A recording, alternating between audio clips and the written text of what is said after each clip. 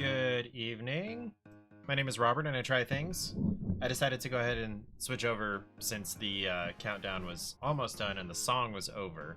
Milo is getting ready to tell me some exciting news he got from his doctor. Gonna be happy either way, because if you do end up on supplemental oxygen, you get a handicap parking pass. You know, it's just gonna make you lazy, right?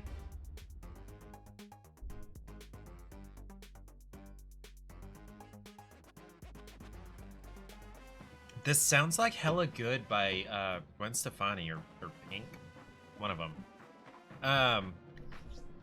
But you know, it is nice to have things in place for you to be able to get into and out of places safely with the supplemental oxygen. So for the supplemental oxygen, would you get like, you know, the fanny pack kind, or the I can't picture you just carrying around a bottle. Would you get like the little cane thing with wheels? It's not really a cane. I mean, it can be a cane, I guess. You could pimp it out.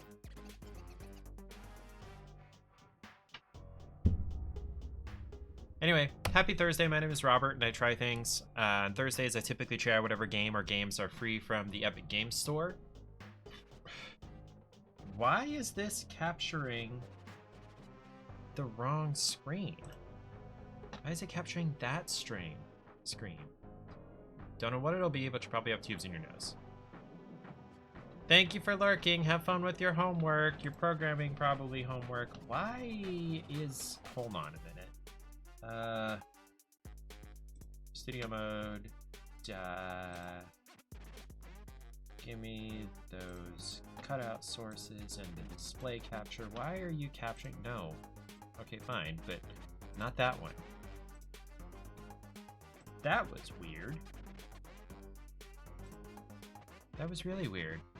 It was capturing the screen that I have up there with my chat on it, rather than this screen that has the games on it.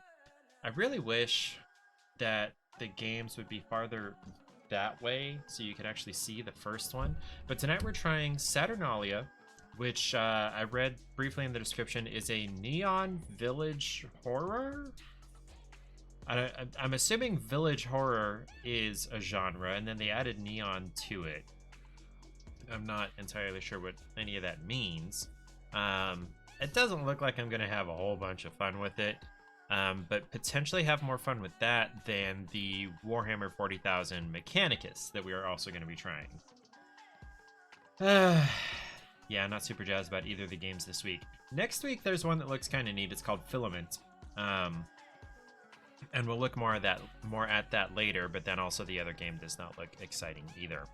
I also have new snacks. Well,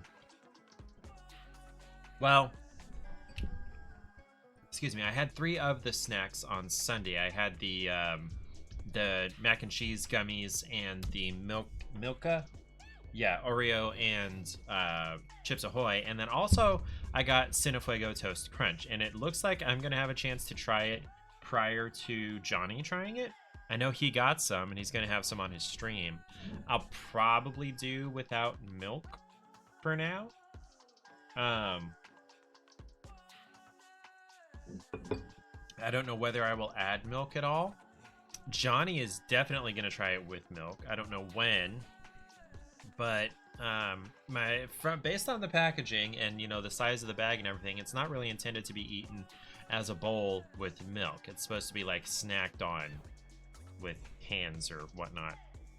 It's got strong cinnamon flavor. I imagine a la like Big Red Gum or Red Hots, things like that. So we'll see if the wheel or chat decides that that's what I'm gonna try. Before we get to that, I'm going to monologue, because that's what I'm doing. That's what I do at the beginning of the stream. That's what everybody does at the beginning of the stream. Does anybody jump straight into their content? Is that a thing? Probably is a thing. Not streamers I know. Well, Mega, I think, jumps directly into her content. She's just open up and oh, she's playing Apex. I don't know about Princess. I've never been able to catch the very beginning of one of her streams. Well, I say never. I've rarely been able to catch one at the beginning of her streams, and she does tend to go right into playing the games, except that was when she was playing The Simpsons Hit and Run. So I don't know about when she's playing like Dead by Daylight or Call of Duty or something. By the way, she plays a lot of Dead by Daylight. I realized this morning she has like 3 million points, 2,966,000 and change.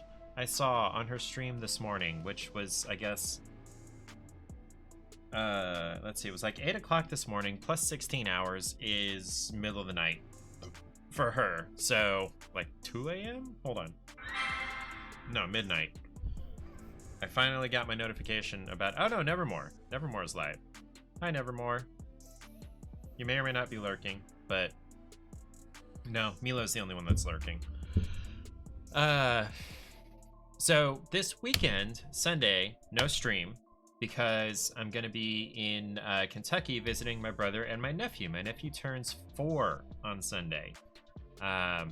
He's not quite big boy status yet, but this is like the scariest smartest kid I've ever met. I really hope that he doesn't end up with like gifted kid burnout syndrome like I did. Because, you know, having all this potential and then realizing that no one around you, people around you expect you to do well, but don't support you in doing what's good for you or what you want to do, is very rough.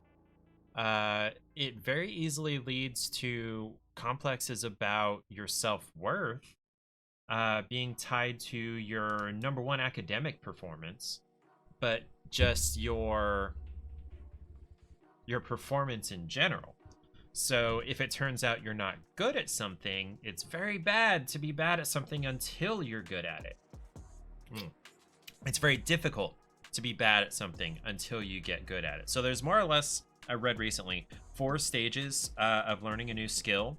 There's unconscious incompetence, conscious incompetence, conscious competence, and unconscious competence. So unconscious incompetence is when you don't know how much you suck.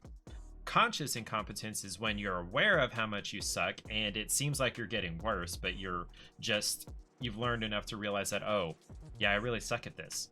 And then you've got conscious competence where you're having to think about, okay, think about doing it the right way. And then unconscious competence where you don't have to think about doing it the right way. It's just kind of automatic. And you have to go through those first 2 steps to get to 3 and 4. Well, if you're a gifted kid and your identity is tied to being good at things, when you're not good at things, guess what? You're not going to continue doing those things. Period. That's why there have been a lot of things I've not been great at and had to give up on, or ended up giving up on. I didn't have to. My internal whatever made me give up on it. So I really hope Atticus has support around him, and I think he does. But, you know, in the next 5-10 years, and 15 or more, that push him to trying things and not feeling like he's less worthy when he's not great at something, either initially before he does get good at it, or if he's not great at it at all, if it's not just something that's part of his skill set. There are things that people just can't be really good at just because they can't. That's just how they are. And I really hope he doesn't end up feeling bad about himself and his identity in those situations, because that's inevitable. That's life. Nobody can be good at everything unless you're Leonardo da Vinci. And everybody thinks he was autistic or had autism, was on the autism spectrum strongly. Don't get me wrong, dude was a genius, but in order to have that kind of drive and devotion to master that many disciplines, holy shit.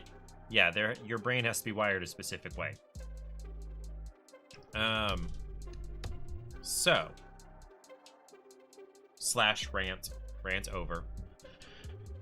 So yeah, this weekend, going to visit my brother and nephew, and my grandparents are actually going to be in town for nephew's birthday. In fact, that's why what am I trying to say? That's more or less why I'm going, because they're all going to be together, and I'm not going to be able to see my brother at Thanksgiving for the holidays, because, you know, we alternate whose family we go to for Thanksgiving or Christmas each year. So this year it's going to be my family for Thanksgiving, Paige's family for Christmas, and then next year it'll be Paige's family for Thanksgiving, my family for Christmas. And like every once in a while, I wish, you know, why do we have to be the ones to travel? But there are good reasons for that. Number one is, you know, it makes sense to travel to your parents or, you know, the house of the people that raise you. And then we don't have kids, and Paige's sister has 4 now. We don't know whether they're going to have any more. So there's not really reason for any of them to come to here. And then also we personally don't have space for more than just Paige's parents to stay here, which they should come see us more often. They like it here. It's not like they have a whole bunch going on. Paige's mom still works, but, you know, she works in the education system. So summers are relatively, well, she works in education administration, and it's for technical colleges. So probably, oops, sorry. Her summers aren't as free as, like, primary education, but, you know, and then her dad's retired. So they can come see us. I don't know. And then my grandparents drive out to California and Arizona. It feels like 2 or 3 times a year. That's half the distance to come here. Whatever. Another slash rant. I am full of rants this evening. Oy. Anyway, going to see them this weekend. In Owensboro, Kentucky. That's actually where Paige's dad's family is from. It's where grandparents on dad's side lived after they met while he was a GI in England in World War II. She was very much a war bride. Her name was Muriel. No, sorry, that is, yes, Muriel. I was thinking that Muriel was Mom's mom, but that's Wanda. So her name's Muriel. She's Welsh. Was Muriel. She was Welsh. She passed away last year. What was I saying? Neat little lady. I wish I'd known her when she was younger. I wish I'd known her growing up. But, so when she came back over here after the war, they lived in Owensboro. That's where, Paige's dad mostly grew up. And I don't know how they ended up in Lexington. Not Lexington. Versailles, right next to Lexington. That's where Paige's mom's family is from. And I figure that's probably why Dad moved to where Mom's family was. I don't know. So Paige's mom is 4 feet 11 inches tall. She's like 2 inches shy of being a dwarf. At least, you know, the height measuring. I don't know about the genetic markers or anything, but she's 4'11". Her dad is 6'3". So Paige and her sister are very average height. Paige's sister's a little bit taller than her. And actually, Paige's dad is the shorter of the 2 siblings. Her dad has an older brother, and he's 6. Paige, how old is Uncle Stuart? Not old, tall. 6'5".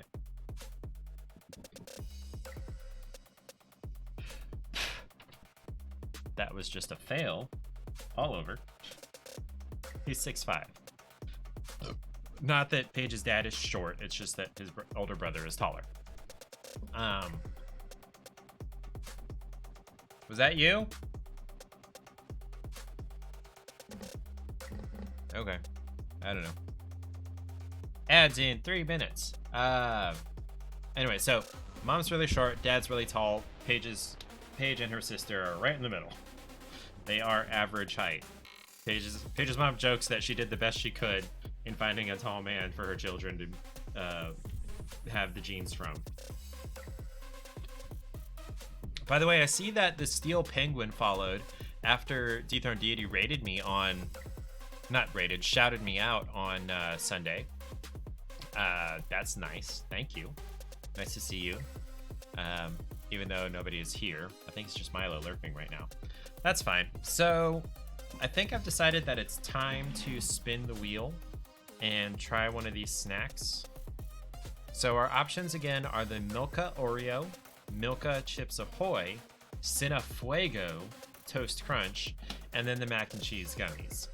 I would like to try any of them. It's very unclear on the box what the mac and cheese gummies, the Kraft macaroni and cheese gummies, taste like. Do they taste like mac and cheese? Do they taste like orange? Because that's what color they are. I have no idea what they taste like. So, that's the one I want to get, but we'll see whether that actually happens. Okay. That's better. Okay, I can see things better. That was the problem. Okay, so ads in a minute and a half, so we will go ahead and spin the wheel, and then I'll kill some time, and then we will try whatever it is after the ads are over. So yeah, let's spin the wheel. I guess I could switch over here to where you can see the wheel big. We have Milka Chips Ahoy. Alrighty. It's a chocolate bar, kind of.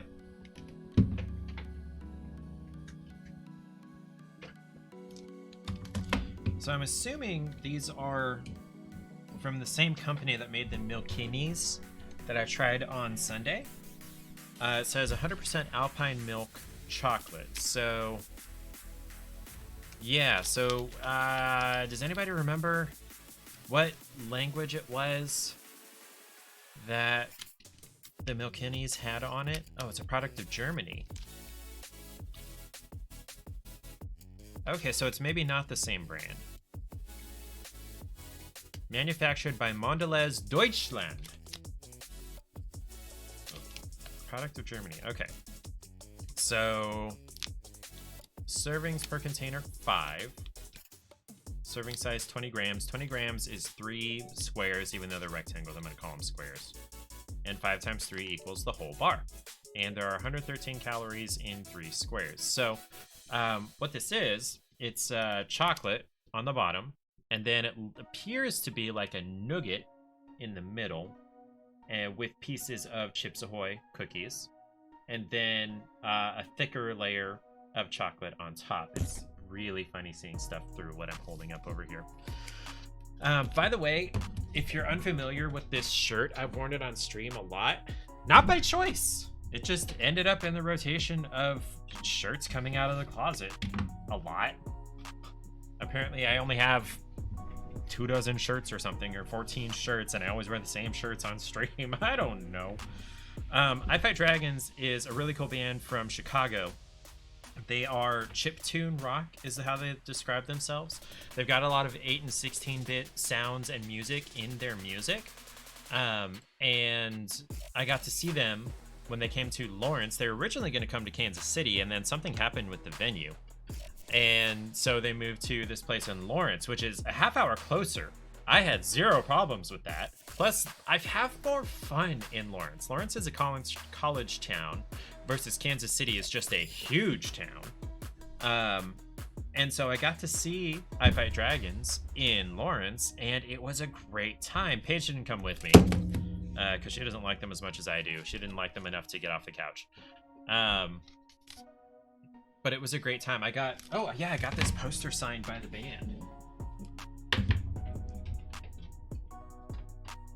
Ta-da! That's all their signatures down at the bottom. I believe Kaboom was their first album, I think. Maybe it was the second. Yeah, no, it was the second because the first one was Cool as Just a Number. Okay, so we're going to try the Milka Chips Ahoy. So it's basically Chips Ahoy plus nougat sandwiched between milk chocolate. One thing I learned when I was in England over a trip in college. Yeah, okay, so I got a free trip for 9 days to England in college because my ACT score was over 29. I actually got a 31, which is not perfect, but it's impressive. You know, when the average is like 23 or something. And the school average or minimum, I think, was 27. I don't know. But I was in this group that got over 29. And so they said, okay, you can either have a laptop or a trip to England. I'm like, is this really a choice? But some people did pick the laptop because they didn't have anything to bring to school to work on. One of my favorite people from that group, Nafia, who married another friend of mine, she and her siblings, they all ended up in that group. They all picked the laptop. And I feel like maybe our year was the first year they did that, and the last year they did that, because I didn't hear about it happening any further.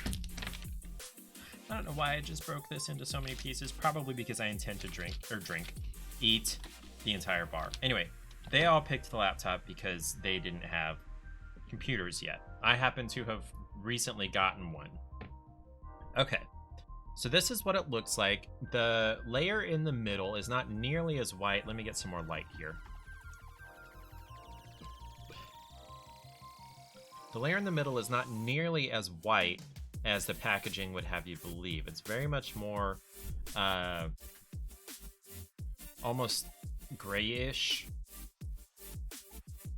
colored.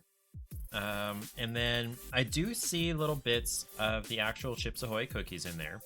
And the top layer is nowhere near what it shows on the package. And I wish I could pick up the package and show you. I guess I could. Just got to move the rest of the bar, which is going to be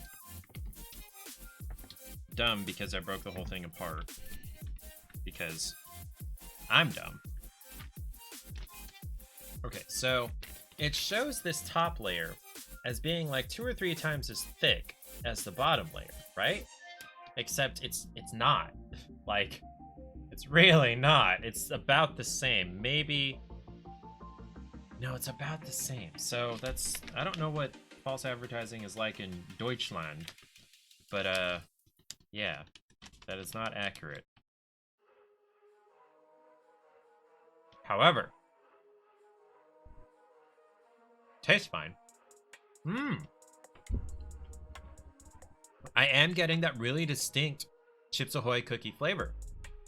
Like, you know, you get relatively dry, crispy chocolate chip cookies and they taste a certain way. And then specifically Chips Ahoy crunchy chocolate chip cookies have something, and those pieces are in here. I'm really tasting that. It's really strong. First, I get the milk chocolate, the European style milk chocolate, which is even milkier than American style milk chocolate.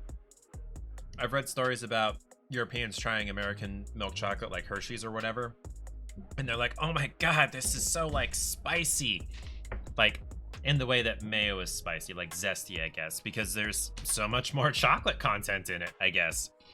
I don't know what the percentage is, but apparently there's more cocoa in American chocolate than there is in European chocolate. Milk chocolate.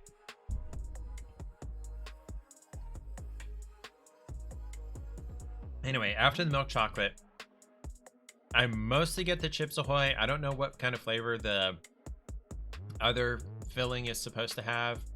Not really picking that up.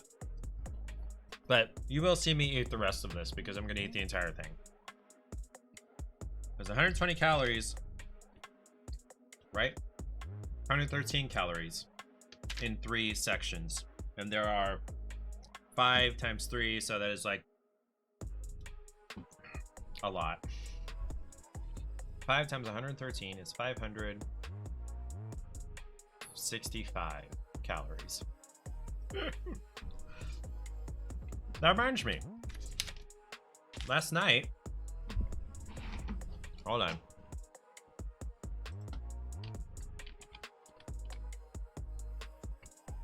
Last night I went over to Eric's house. Eric is one of my friends from the meetup group, and we carved pumpkins. This is me and one side of my pumpkin. We had this kit of glow-in-the-dark plastic teeth, and I basically emulated freehand with the Sharpie one of the mouth options that it showed on the back of the packaging, and ended up with that. And I also, I don't know why, that's Eric in the background, by the way, the guy with the mostly bald head, right behind the stem of the what's it called? Pumpkin. I also, for whatever reason, decided I wanted Mickey Mouse ears, or the Mickey Mouse, icon, logo, whatever you call it, on the back. So that's what I did. Don't know why. And then here's all of us with our pumpkins. Vince did a paw print. Like, oh, it's so cute. And then Eric with his janky fangs. And then Gabby did one of the patterns for a ghost. And then I actually didn't even pay attention to Amanda's. That's another freehand, just scary face. And then mine over there with the fangs. I'm the only one that did a carving on both sides. And the only reason I was able to do the other side so quickly is Eric had brought out a roll of like masking tape, and the ears are the inside of the roll and the head is the outside of the roll. I just traced around that and then cut it out. By the way, if you've never gotten those like kid safe, kid friendly carving kits for pumpkins, recommend you get one, because they're not fast, but they're good. They're efficient. They're effective. That's what it is. They're effective. My camera is off center. There we go. They're very effective. And also, I got this tip years ago, is when you're cutting open the pumpkin to scoop everything out, do it from the bottom. That way, you can set your candle on the base that you cut out, and then just set your pumpkin over that, rather than reaching in and setting in the candle and potentially getting stuff on your hand, and then having to reach in with the lighter and have that awkward angle and everything. You just set your candle down, light it, and then set your pumpkin over it. Easy peasy lemon squeezy. Now, if you're using plastic, what are they called? Candles, the electronic candles, that's not so much of a concern. You can do whatever you want. But it's a tip. And I mean years ago. This was like 10 or more years ago that I read this tip. Right? Maybe? Who knows?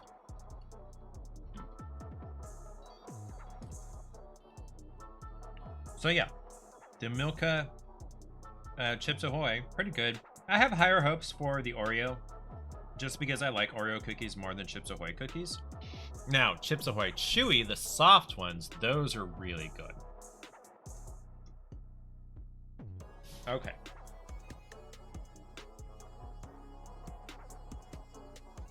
Do I have any drinks to try? Let me glance, but I don't think so.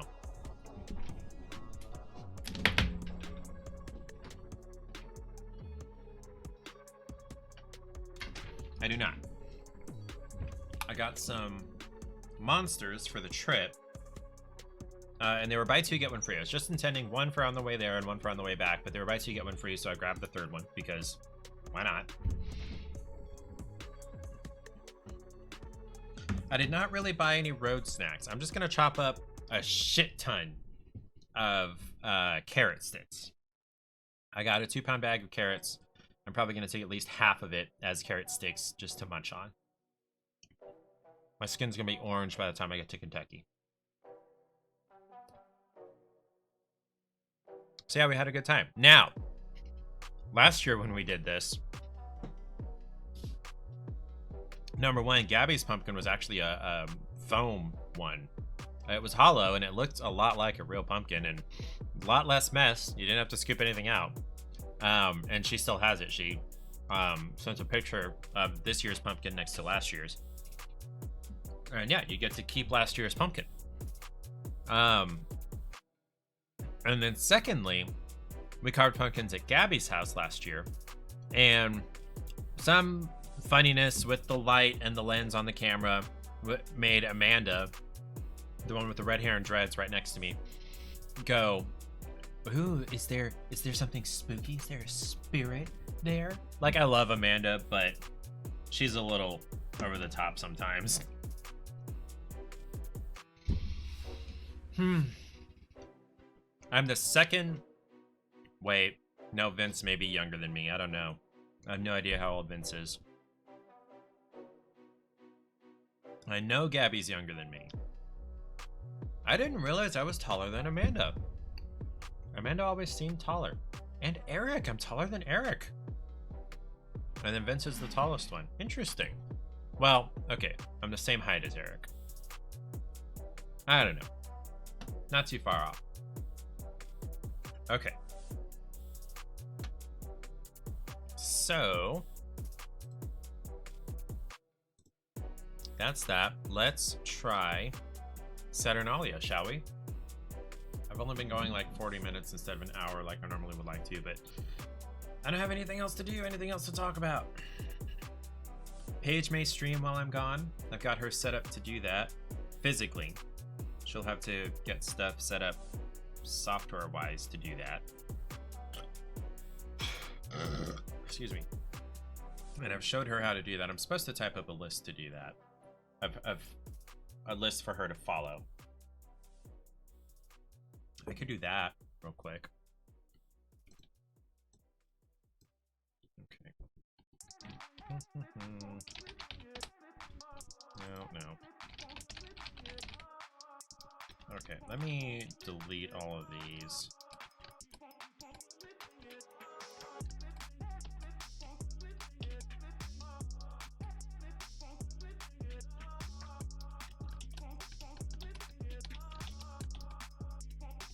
Okay, just docs.google.com. I just want a blank document.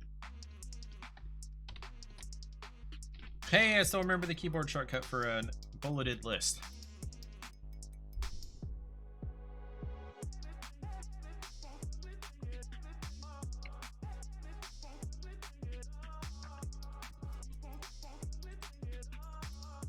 That's really bright.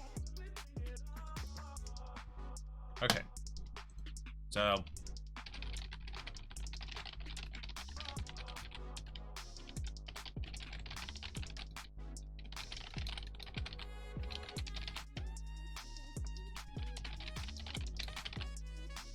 front top right. Turn on the desk power strip under the back right side.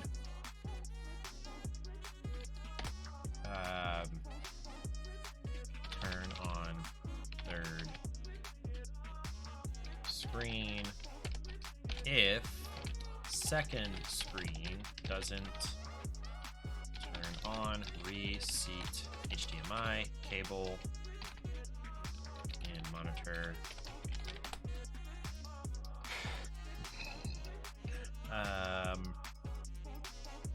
Oh. Make sure your headphones are connected prior to starting OBS, so monitoring works correctly. What else? What was the other thing?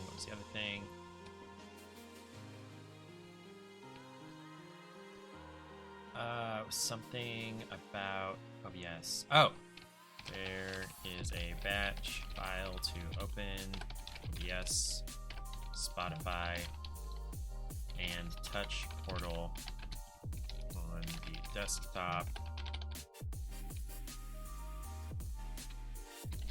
Just double click it and wait. Once OBS is open, at the top left, click on Scene Collection, and then choose Page Scenes. Also at the top left, click Profile, and select Page 1 in a book.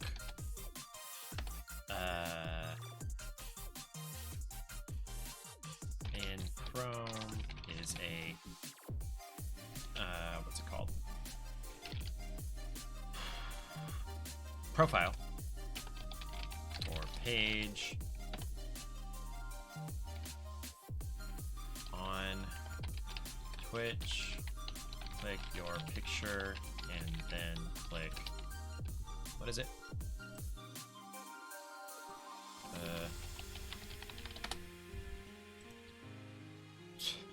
Creator dashboard. Picture at the top right. Creator dashboard. You may have to expand out the left menu and click, what's this called again?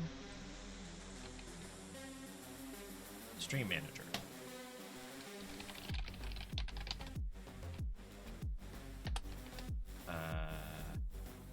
Drag Stream Manager view to third screen. Make sure to turn microphone toward yourself. Turn on DSLR camera. Turn on live view. Start stream from tablet. There we go. Where's the battery on this right now? 28? Okay. Hopefully it charges a good bit. Well, I'm going to leave this computer on so it should stay charging. Okay. Alright. I think that should be about it. Let me share this with her. Oh, starting stream tips.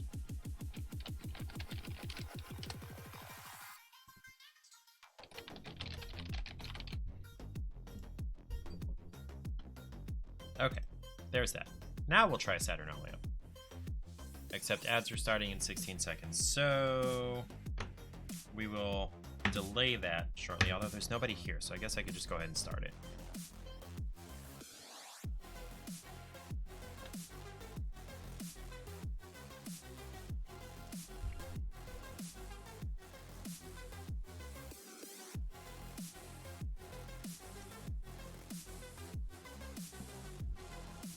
If it decides to run, I forgot to try to run these earlier. Oops.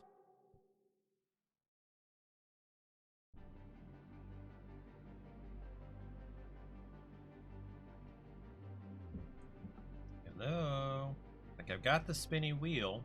I don't know what it's waiting on. There it goes. Santa Ragione. Yeah, this is like an Italian village, so obviously it was made by Italian people. This game contains disturbing images and scenes of implied violence. There are references to self-harm, abuse, racism, and homophobia. More information about triggering content is available under more info. Player discretion is advised. Autosave.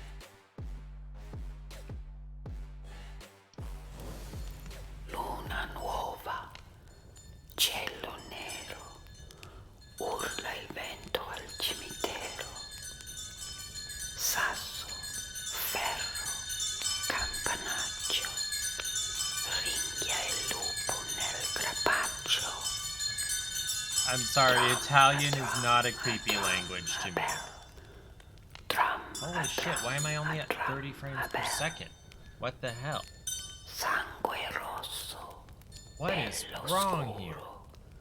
Campanaggio col tamburo. My computer should be more than beefy enough to do this. Campanaggio col tamburo. Sta morendo. Okay. Il tuo futuro. Okay, nope, that's not it. Ferro. Turn off these syncs, see what that does. Okay. Something to do with these sync, I guess. No, the Italian chanting is just being annoying now. Jeez, that's annoying. Okay, go away. Losing all accessibility. Okay, I gotta get rid of the sound. Jeez.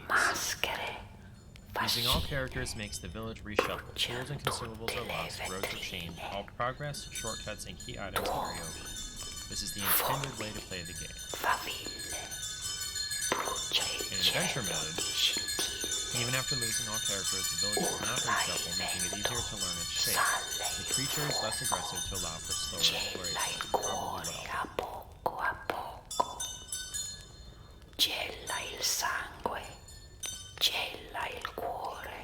No mission prompts and no mission limits. Objectives need to be understood through dialogue and environmental proof. Cola il sangue dell'agnello. Permadeath. Losing all characters results in a permanent game over and it will be necessary to start again from the beginning.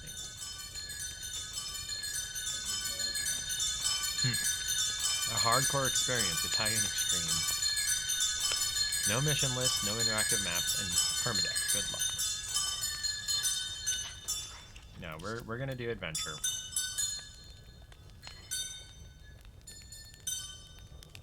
We're gonna do easy mode, cause I suck. AKA all this stuff is fake, and if it references something real, sorry, we didn't mean to. Light a match, right click, read thoughts, space, sprint, left shift.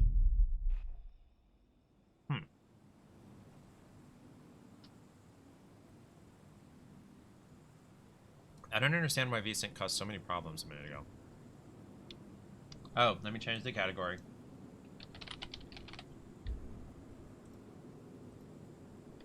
Okay. Sardinia, 1989. That's the year I was born.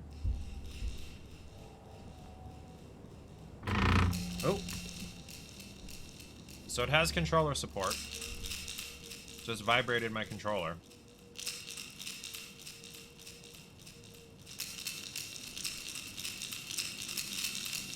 Is this like the creature's perspective? Yeah? I guess so. What are all those?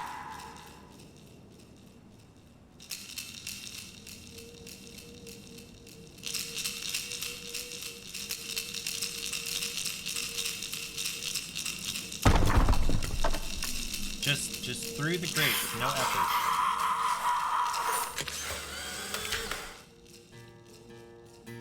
A few hours before. For the last year, geologist Anita Giannini has been renting a ruin in the village of Gravois, a mining settlement she's been evaluating for a prospective international buyer. Unexpectedly, she soon fell for Damiano, a married man who works at the local church. After a turbulent affair, Anita became pregnant with Damiano's baby about 4 months ago. Following a routine ultrasound in a nearby city, Anita returns to her village to pack her belongings and inform a reluctant Damiano. Her work now complete, Anita has no intention of sticking around in Gravois to Gravois? I don't know.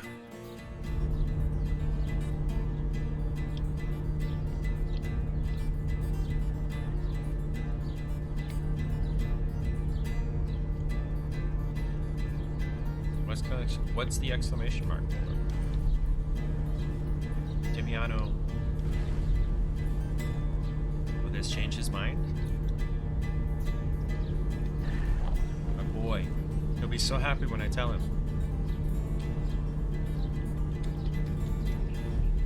He told me he'll meet me after Mass.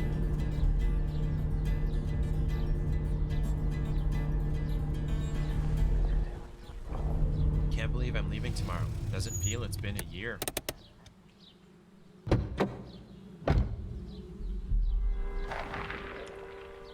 So this is Anita.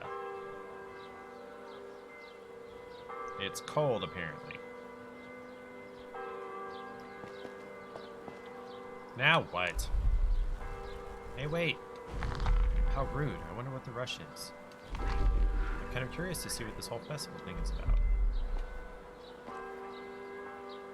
Hey, wait to who? I didn't see anybody.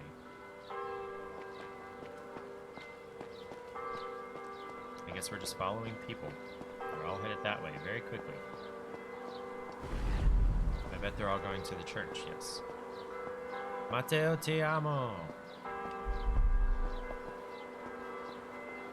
What's that symbol mean? Someone else headed to the church for Santa Lucia's Mass. I don't know what that says. Tiny, cramped little town, isn't it? Right trigger to run. Wait Damiano at church. People here are so strict. No late entry, apparently. I should head to the villa before it gets dark. Press RB to pick up or interact with objects. It's the one nearby with a nice view of the church from below.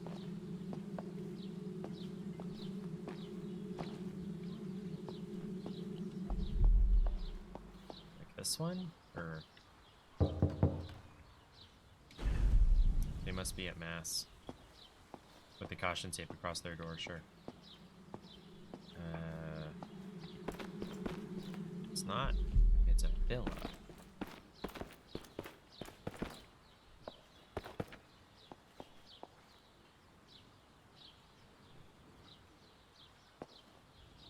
And that looks like it was burned down. Why can't I go through here, damn it?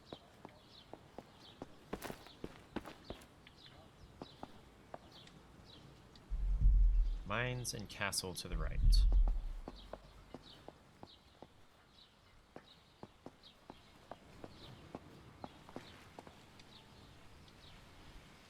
I am here. There's the church, the villa. Okay, so the villa is to my right. Okay. Erk. Press RB to memorize a route to the destination. Wait a minute.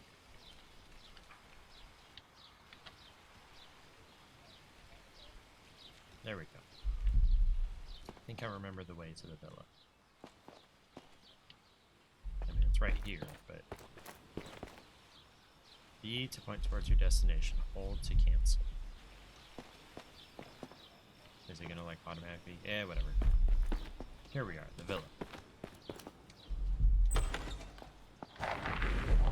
Guys, I'm home. Hello?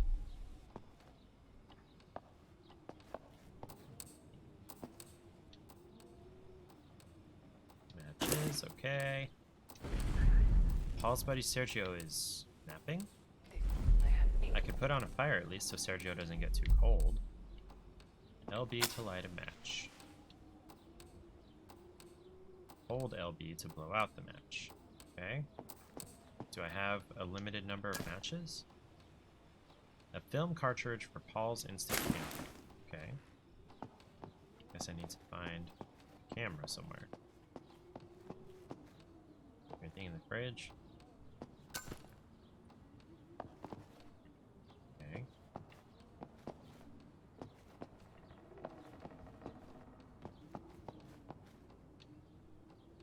Tekla in her World War II military nurse attire. Yeah, I don't know anybody to call right now.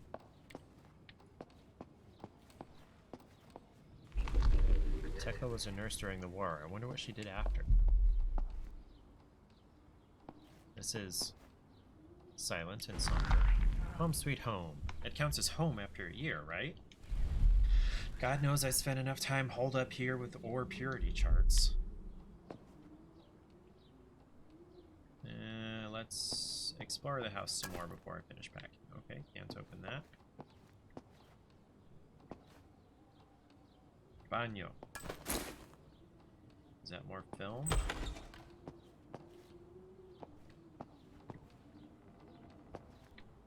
Nothing in the bathroom. Pa must be asleep in there. No way he's at Mass. And what else to do? You telling me this village is boring? Let's go ahead and pack then.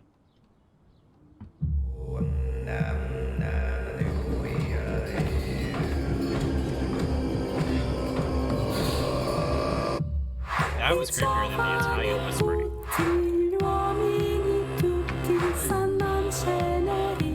It's a cool song. I sani, gli infermi, i bravi, gli inermi, tutto andrà a finire, bisogna morire. Chi cerca ristoro nel vizio nell'oro, li vede svanire, bisogna morire, bisogna morire, bisogna morire. Oh, morte crudele. Do we have to watch through the whole opening credits? a PS4 controller circle.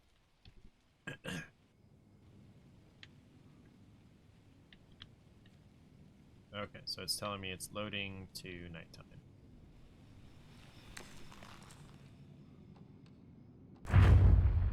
So I've been up here packing all day. Okay, I got the ore survey data, but where's the mine structure map? Maybe Paul took it. He was curious about it for some reason. So I guess in Paul's room? It's Paul's room, but no Paul. Where'd you go, Rumi? Is that the map? I took your map to explore the mine while the others are busy with the festival. Sorry, Paul. Okay. God, Paul went to the mines. I better find him before he hurts himself. Nothing there. Murgia's sisters, Eliana and Tekla Murgia, photographed in 1929. Our landlady Tekla and her sister when they were young. Their father used to keep watch over the old dam from this villa. Okay, and I've already tried to get in there. So we're trying to find Paul. Sergio, you still asleep?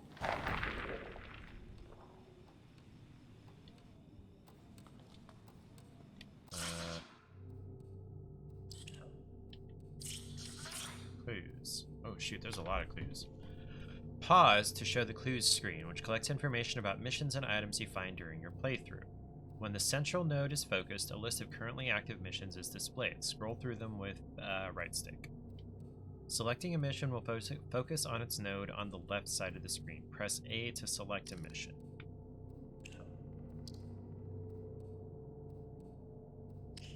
Keep an eye on Sergio. Okay? Sergio Aulas returned from the UK to care for his dying father.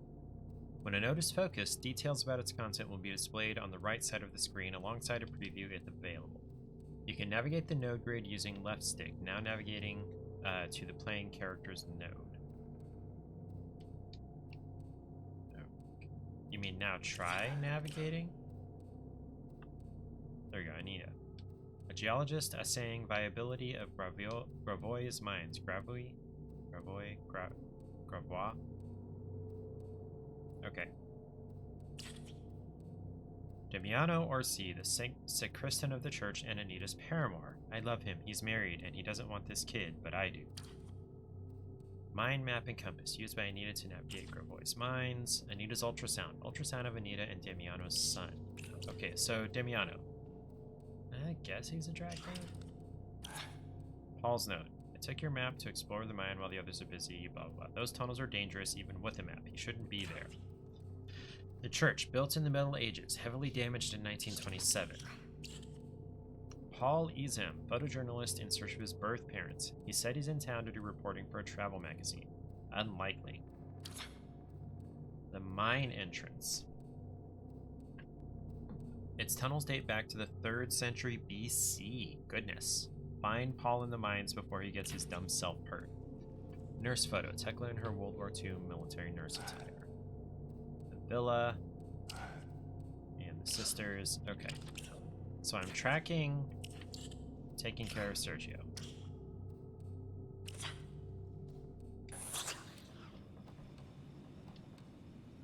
So am I just supposed to like check back on him later?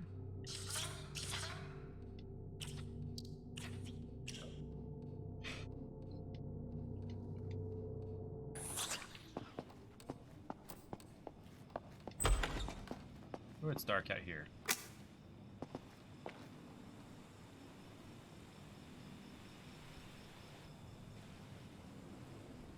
I'm assuming the mines are like left. Or wait, no, hold on. There was that sign. Mine is that way. And mine is that way, but that's blocked off. Why does running turn everything pink?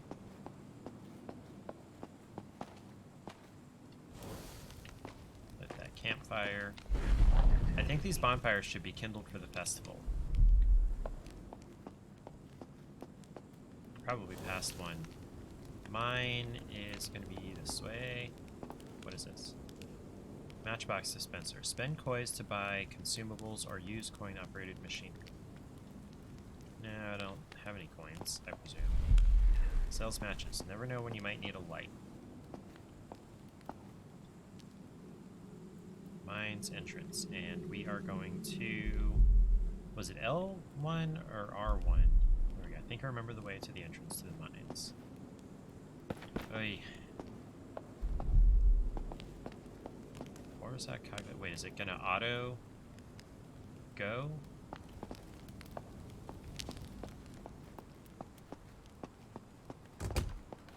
What was that?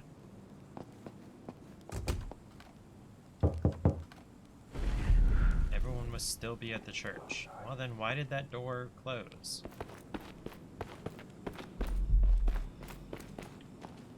Okay, so...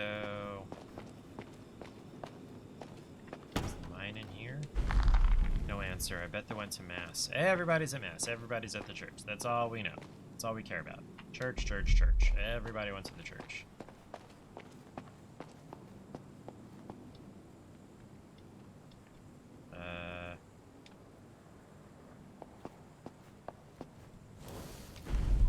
This stuff is breaking from all the work going on under the castle. Oh, great. Okay. What's that? Bisani Coda Procusi. Went in Sardinian to someone named Bisani. Okay. It'd be great to have a photo of this. Paul should take it. Okay, so here's a map. It's a mines entrance. Okay, is it gonna like auto walk me there? Yes. Okay, that's what I wasn't clear about before. Oh, hold on, what's this? It's like an altar from some kind of nightmare.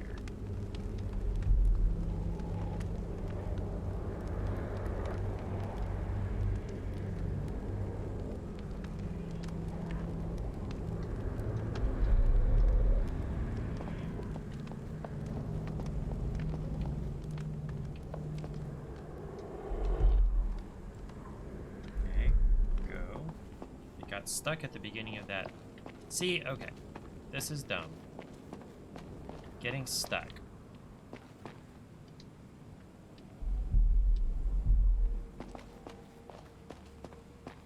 Where, is it just like showing me the first couple of steps? Here we are, the entrance to the mines. Oh! You scared the shit out of me. Anita, hey, check this out. I barely got a photo before it disappeared. Uh-oh. The creature. A creature emerging from the well above the mines. What do you think it is? Is it a person? I don't think it's, normal. It's grotesque. I don't think it's part of the whole festival thing. Look, Paul, I've had a long day. Just give me back my map, please. Oh, right. I probably dropped it somewhere near the notice board. Great. Notice board.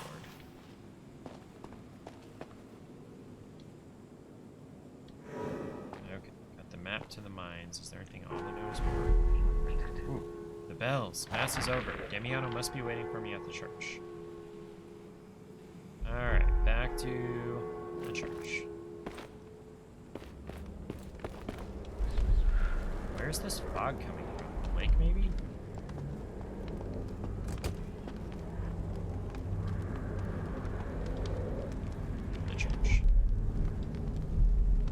Walk me to the church, babe. And don't get stuck after 3 steps.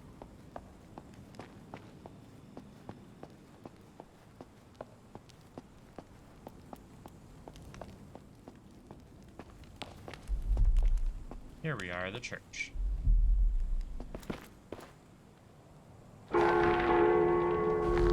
The bells. Somebody's in the tower. Damiano and I will meet there. What is that? Coin token, currency for vending machines, and public phones. Okay. Gotta go up to the bells. Which presumably is up. What's that? Nothing here. Nope. Bells. Bells, bells, bells. Ex voto board. An ex voto display of Catholic confirmations. Okay. And up some more. It's touching these ex votos. All this gratitude for those who lived. Seems locked from the other side.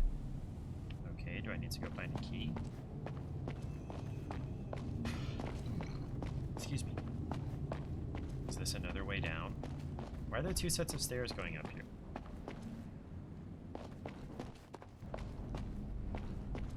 What's that? It's a confessional. Theoretically. Okay, so I gotta go back up and then back down those stairs. Stupid. Is there a limit to the amount of time on my... How do I...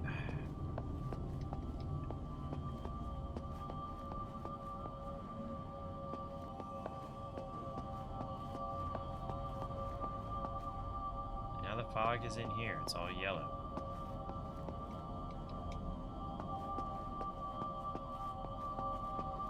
I can't fit through there. What now?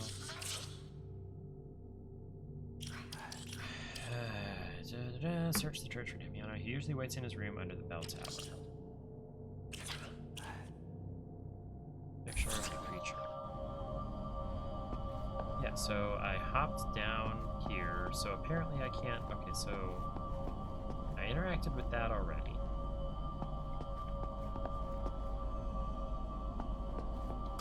This is locked. How do I get back out to where I can search for...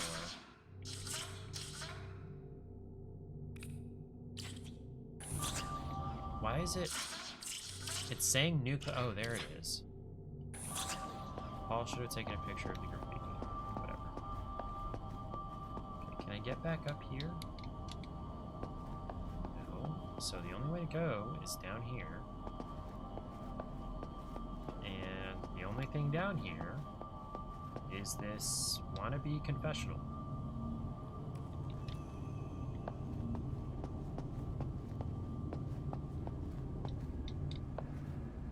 Can't go that way.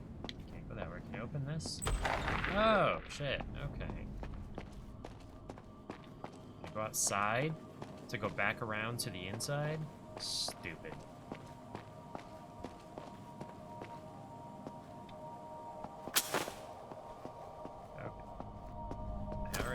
Did that. Another confessional. Candles. No, I don't need to put a coin in there.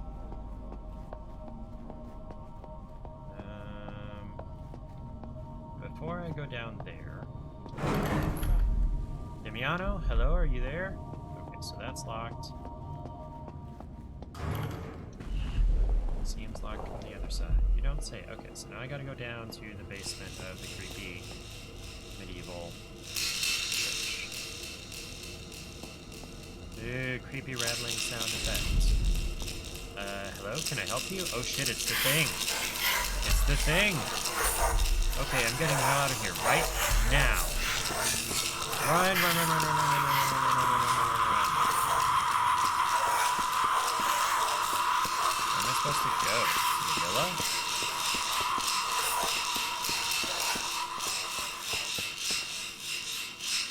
Use RB to access hiding spots where the creature doesn't see.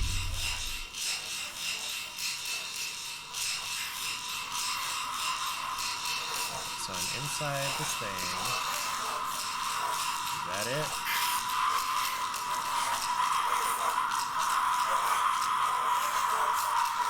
There it is. There it goes. Look around to check whether I'm being followed. I don't hear the rattling. I don't see the creature. Ooh, there went something. Okay. What the fuck was that? What do I do now? Paul, he's outside at the mines. I need to warn him. Okay. And the mines are... Okay, so that's the villa. Mines were back toward the beginning of town.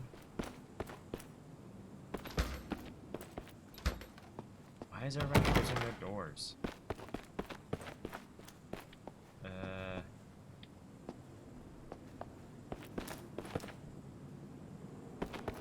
Ferramenta.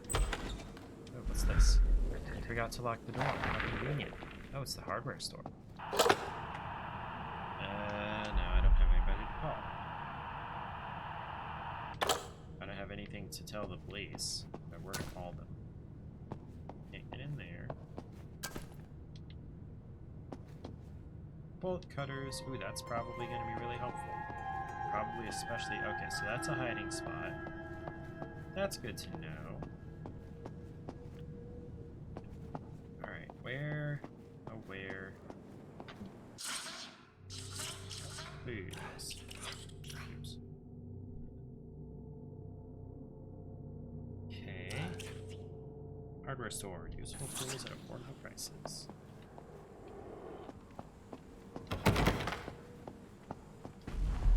Seems locked from the other side. Yeah, you don't say. So it's like that.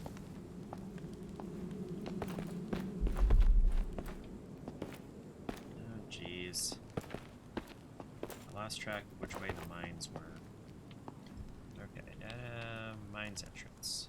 Let's go.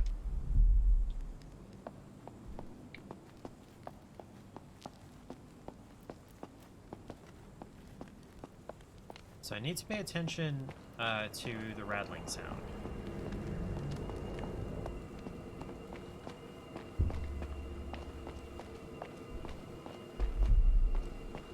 Okay. Paul, I saw the thing. Thought it was gonna kill me. Paul, are you alright? I saw it, Paul. You were right, it tried to hurt me.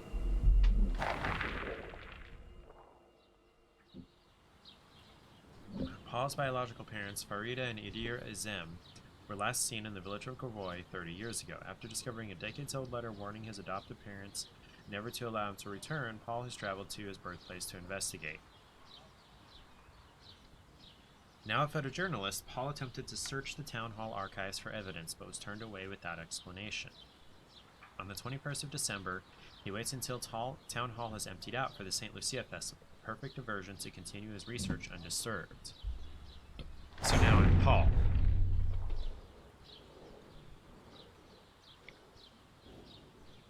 Find records of Paul's parents. Okay, so that's just people leaving. Okay. Finally, they left. Let's search the archives for my parents' documents. Not there. This dude is tall. Nothing here. Nothing there. It's a phone.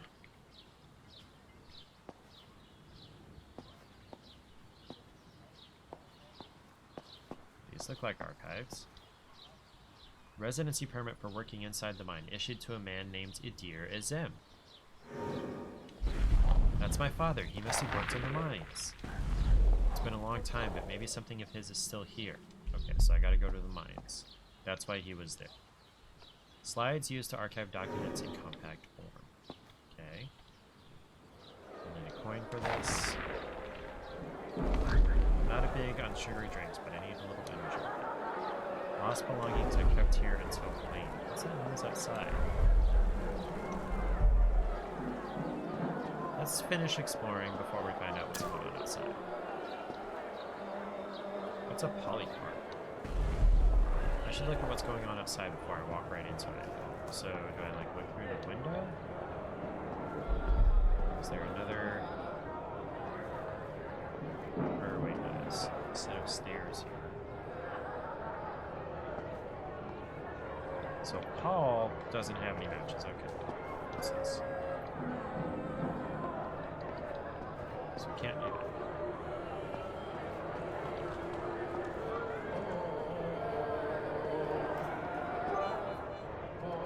What was that? Well, hello, princess. Good afternoon. It's good to see you. I'm playing a creepy game.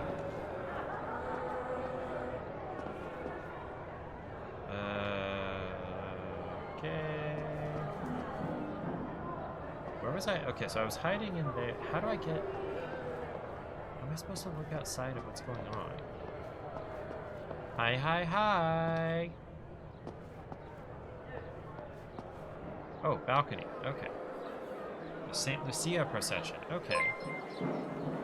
Well, hello and thank you for subscribing, Princess. You get that Founder's Badge. It's the first 10, right? Why are my frames dying? I may need to change some settings. Okay. The statue of St. Lucia is carried by the crowd. Oh, took a picture. I do want to help, but I also really need to find out what happened. I really need to turn on the mine lights before heading in, though. Settings, video, 60. We'll limit it to 60. We'll do medium quality because I'm having frame problems. I think this is probably a checkpoint. Luna nuova. Cielo nero. Oh, B to read the thoughts of the character that you currently are. Okay. Does anybody but me, as Anita, press B while standing to memorize the route to a visited location? I'll go wait somewhere safe if you aren't back soon. Okay. Okay, so Paul does have matches. It's a creepy, creepy game. What's that? Oh, it's a moped. Ah! Jumping at shadows, yay. Oh, here's where the creature came out from. Looks like it's fallen down the mines. Oh, yay. Okay, what's this? Protest poster. Protect your job. Fight for your rights. Interesting. I wonder if this Leone still works at the mine.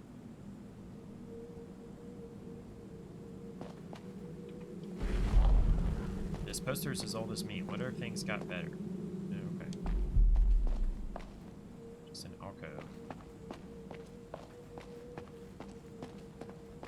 Okay, so I can't get through there. I'm assuming I still have the bolt cutters and that wasn't like a one-time use thing.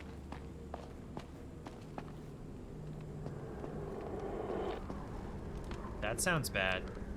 That sounds bad. That looks bad. Holy crap, I'm not going down there. All the doors have this eye symbol on them. Bruno Sergio. It's the saint, I presume. So, where do I want to go?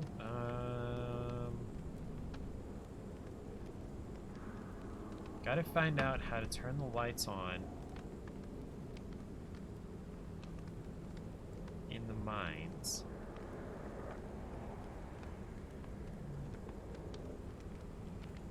I've been to the hardware store.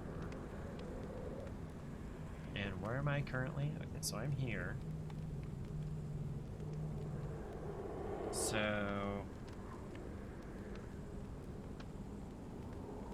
I just came from the mines entrance.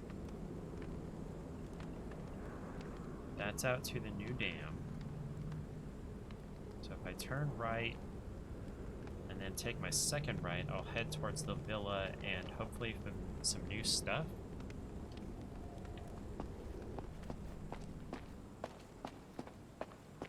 So not that way, but this way, heading toward the villa.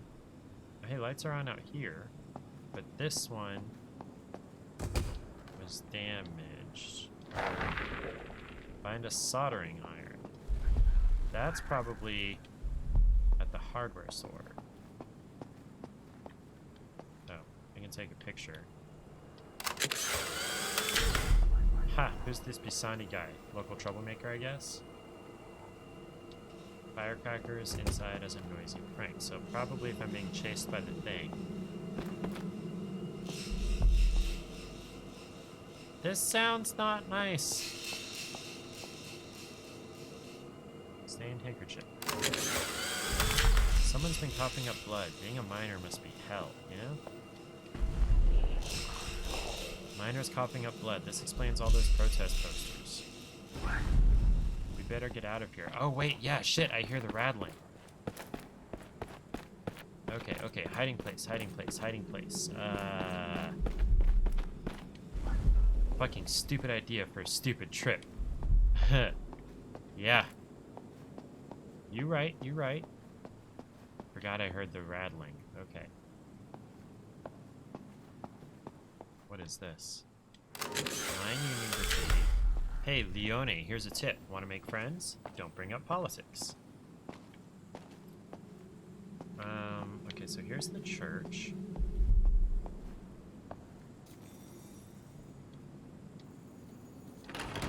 Find something to scratch it out. Find a drywall spatula. Sure. Where was the hardware store? So this is... okay. Phone booth. That's a hiding spot. Where's the hardware store again? Okay, let's go to the hardware store. Wait, what's going on with that car?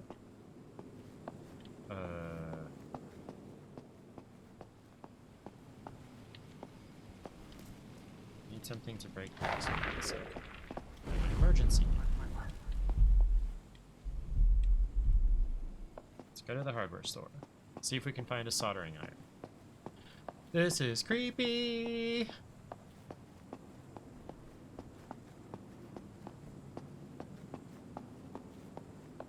I don't know if it's better or worse without the music. Okay, hardware store, is this it? Okay. Okay. Loud noises will attract unwanted attentions. But the door is unlocked. Okay. So... oh hey, I got a thing out of the register, a coin. Is there a soldering iron in here?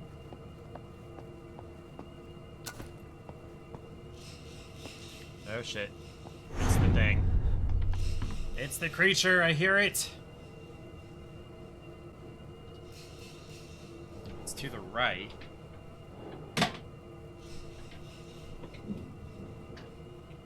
Do I want bourbon or do I want a beer? I want a beer.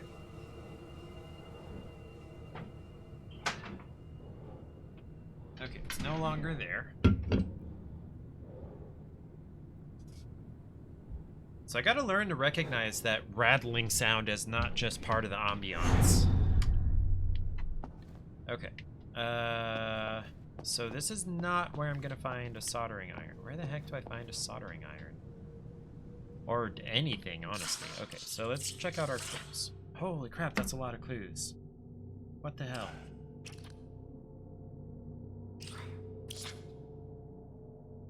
Bisani, go fuck a swine. Classic. Blindstand handkerchief, a sign of silicosis.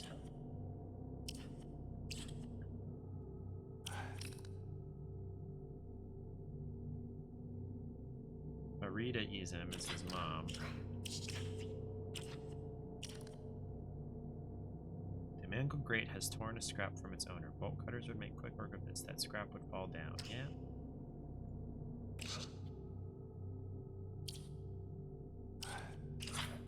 So where do I search for Leone's mine locker? His belongings might hint at his identity. Search the mines. Yeah, well, I can't get into the mines yet. I need soldering iron or a drywall spatula.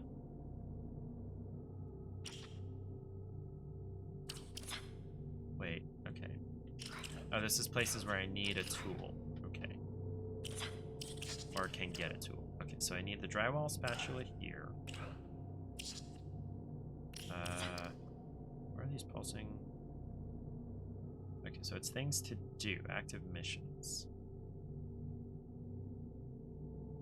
Oh! Oh boy! That was like almost the worst time to do that, Errant Knight. So Errant Knight, there's a creature in this game that wanders this village, and it's Pennywise. Yeah, I'm really glad that I'm not going to be playing like on Halloween. There's a creature in this game that wanders around rattling, and yeah, if you had played that while I was being chased by that, which I was just a minute ago, Yeah, that would have been bad. Okay, so how do I find any of these freaking tools? Okay, so all these doors have this weird eye symbol on them. Locked from the other side, you don't say. Okay, so I need tools. Yeah?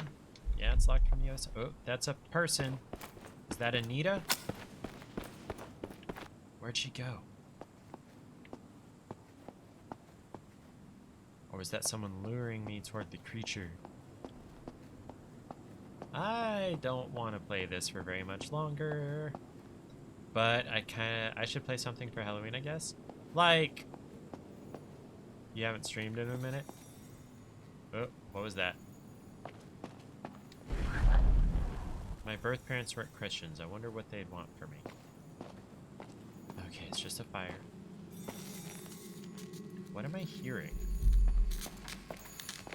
Inside here is something ringing and... Bolt cutter, sure, okay. That was loud. Oh, jeez. Phone is ringing. Hello, who is this? Listen, you've got to... And that was it.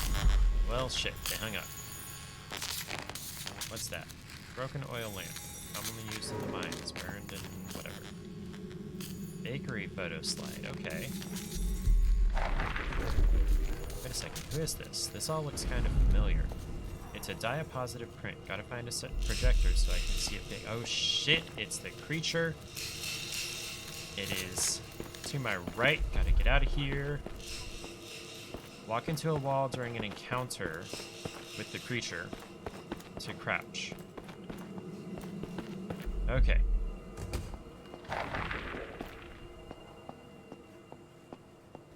Oh boy.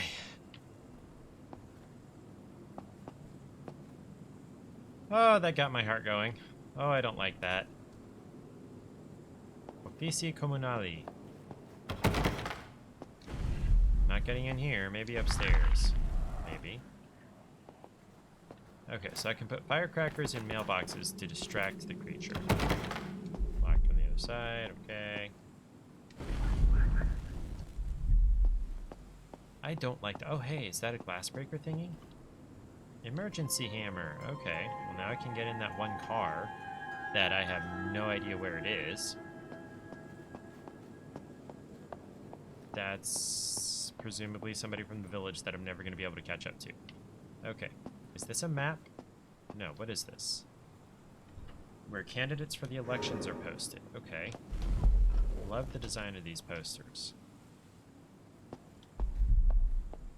There's a lady. So that's the hardware store. I don't need to break in there because the doors are... Or wait, no, this is not the hardware store. What is this? No, I don't want to do that right now.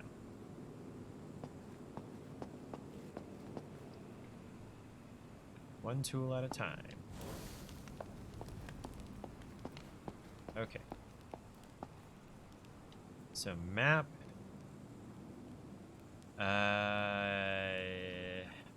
Was it the bar where I was? Where am I currently? Was it the bar? Let's go to the bar. Okay, so that's a pharmacy is what that is.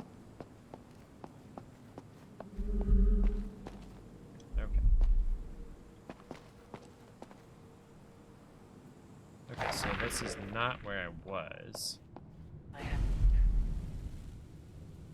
Claudia. Ugh, this stupid game, I swear. Who's Claudia?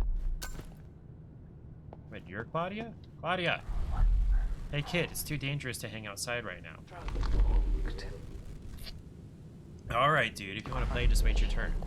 I need your help. Anita and I are trying to get out of town. Aren't we all? My father says he'll never let me.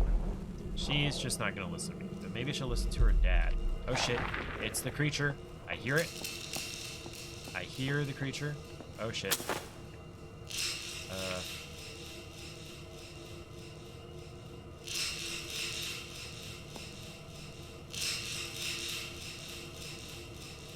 What? I'll need light to go any further. That's fine. No, I don't. Okay, I don't hear the rattling anymore. Is there anything useful in this toilet? No, of course not. Where's this go? Yeah, that's a good question. Let's check it out. What could go wrong? Famous last fucking words, Paul. Wow, not a bad view. Seems to go right to the castle. Famous last words, Paul. Yeah, I got a drywall spatula. I don't remember what I needed that for. I guess it was to get into that boarded up house that had been burnt. No, I don't want to go to the castle right now. Yeah, Paul.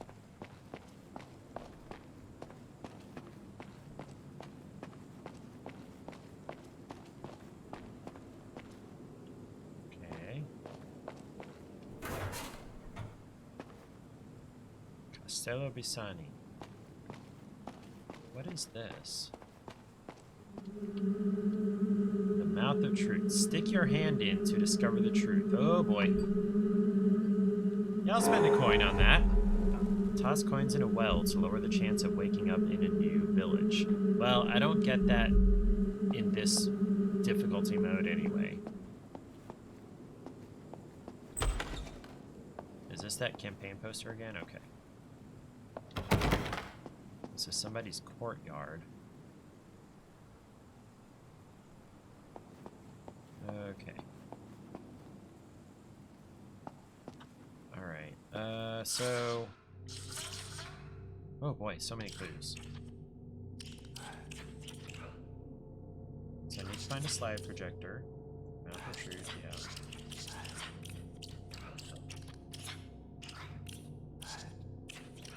Okay, path behind the bar leading to the castle. And that's where I found the spatula, okay. So, to use this spatula, I needed...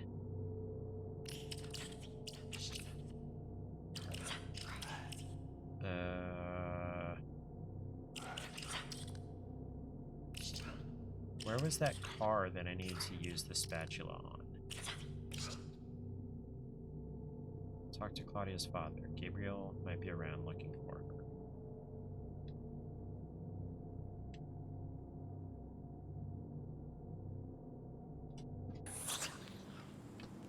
Okay, where am I?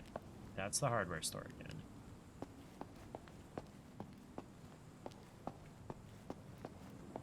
I like how the shadow people of the village just run the opposite direction as soon as they see me.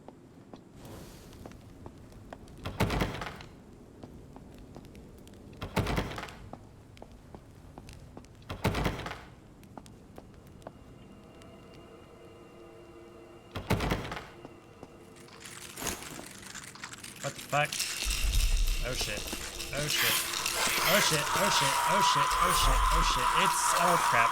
I am stuck. Ooh, Paul's camouflage interrupts creature attacks.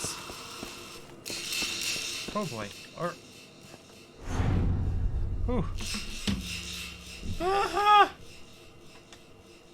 I'll play until I die.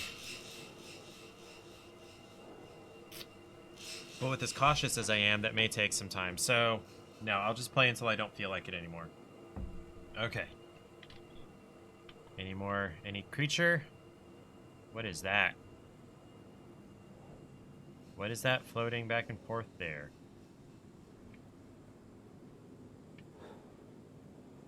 Oh boy. Oh, Paul buddy. Alright.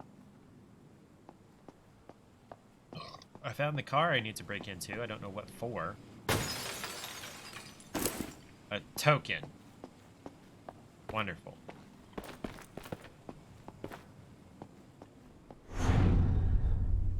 Is the thing coming? The creature? Whew.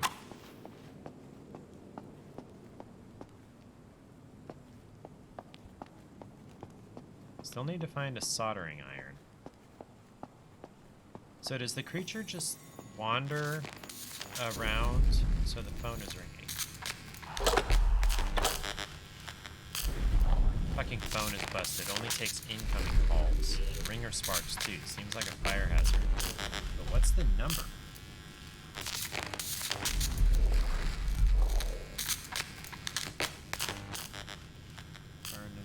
Yeah. Okay, I don't think I was done exploring here when it rattled. When the creature came by. Okay. Not finding anything.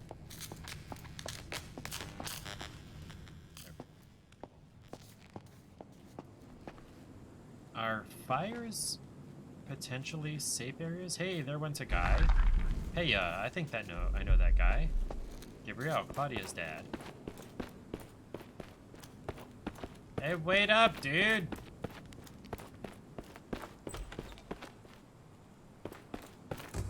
Hey! Mr. Mirai? You're Claudia's dad, yeah? Can you...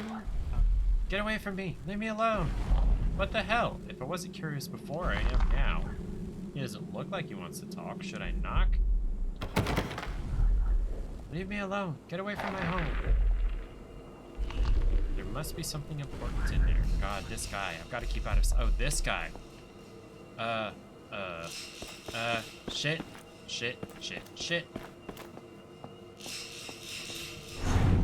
Whew. Oh, it's the Radley creature. I hear it. It's getting closer.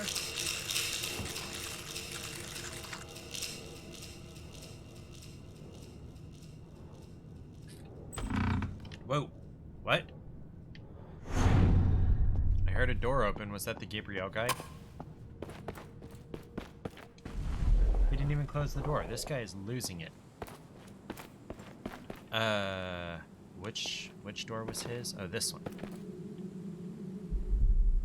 Oh boy. Claudia's house. Does the green tint mean I'm safe in here? Framed picture of Tekla and the Mirai children. So this is where Claudia and her father live.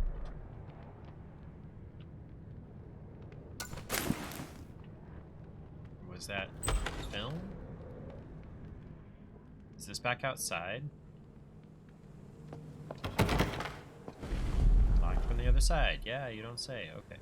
Upstairs. Let's go this way first. Okay, what's that? Insect box. Gabriel Mirai's insect collection.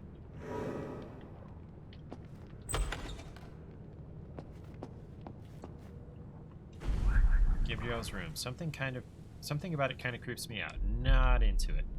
There's a button. I guess that turned on the light. There's a coin in the wardrobe. Can't get into the desk. Balcony. Oh, there's something under the bed. Mara Mirai, age 16. I dreamed about the Amutadori again. He lies on my chest and steals my doll. Look at this. Claudia's Aunt Mara kept a diary from her teenage years. As a child, she dreamt of a monster all the time, for years and years. Claudia must have this diary. It's her right, and it could be important. Nope, turn the light back on. Wait, what was...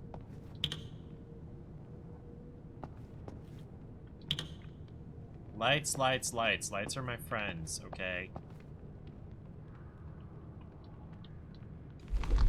Claudia's room. Very in character. Good kid.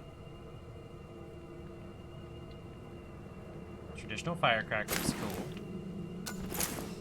And I guess film. Pasta necklace.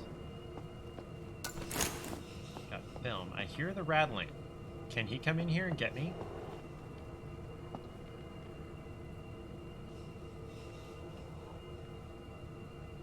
I really hope not.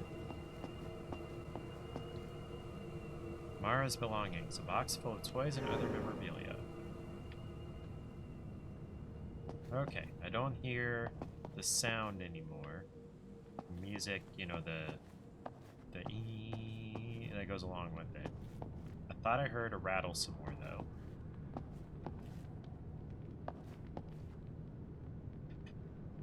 though. No me gusta the creepy rattling creature.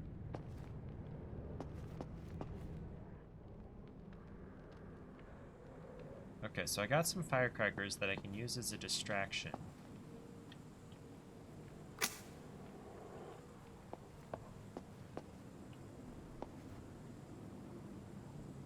Sack? Yeah. What time is it anyway? 8:41. Okay, so I've been playing for close to an hour.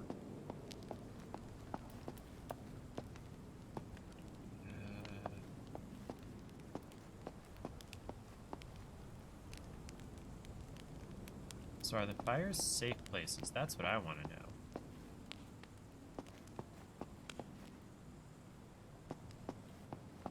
Creepy, creepy.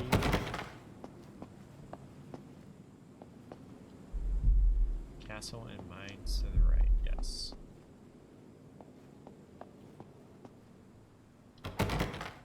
Wait. I don't even know what I'm supposed to be doing right now. Oh, I'm still looking for a soldering iron to fix, oh, that's not an objective, that's... What is this? Is that the castle, or is it the villa? Okay, it looks like the villa. The phone is ringing. Where's the phone?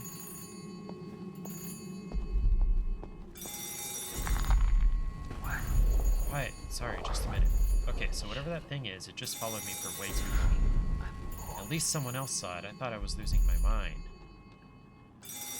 There's the phone. This is Paul.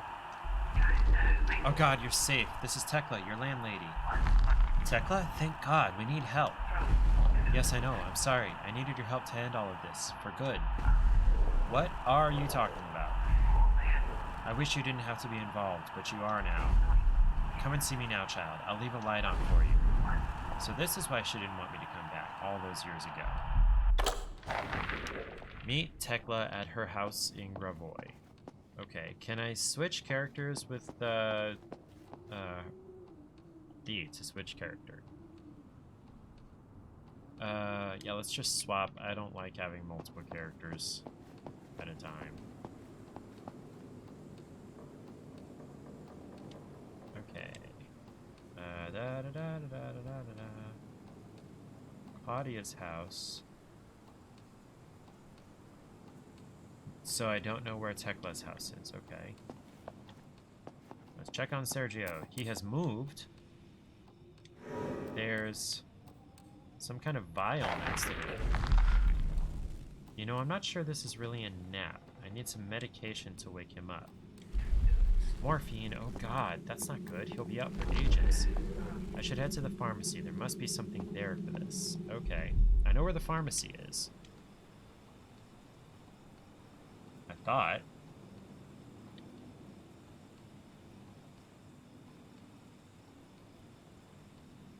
Okay, maybe... Is the pharmacy near the bar?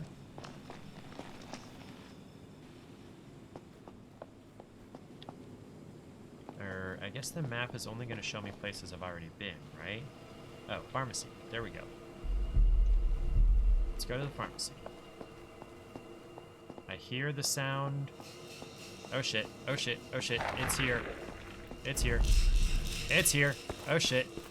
Oh shit, it's here. Where do I hide? Where do I hide? Damn. Whew, that sound. The creature must be nearby. So creepy. Yeah, it is. Okay, hey, what's this? Can't go in there. Locked from the other side. Yeah, you don't say. Oh crap, this is a dead end. That's not good. Okay.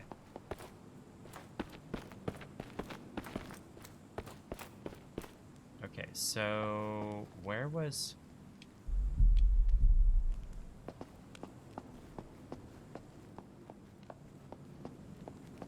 Let's go to the pharmacy.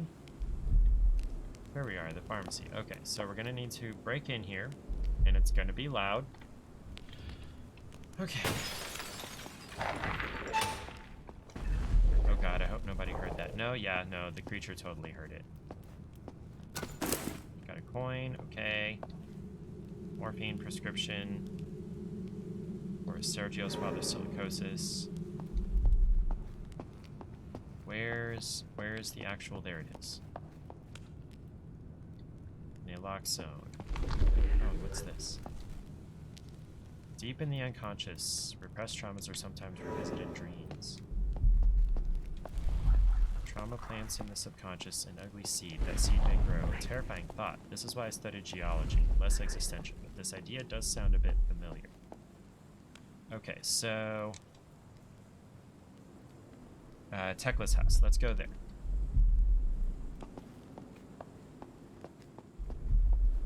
Here we are at Tekla's house. Which one is Tekla's house? She said she'd leave a light on. Tekla, is that you? Listen to me, you have to get out of here. This is a terrible place. I saw that! And what about my car? It's parked at the new dam. That's useless. The main gate is barricaded during the festival. You need another way out. I can help you, but you must help me first. The creature took my sister long ago. Find her, or what's left of her. Take this pendant. Eliana wore an identical one. Maybe she still does. It's been 60 years. Help me put this all to rest, please. You mustn't stay here. Go! Meaning, is the creature, like, right behind me? Okay, for now, let's go back to the villa.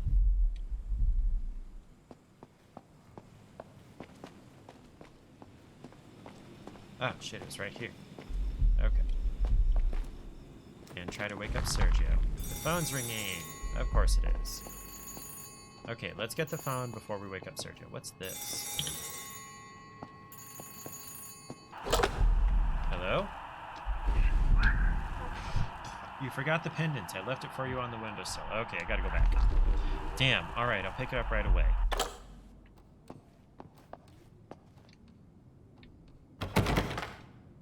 Need a key. I thought this button would open that.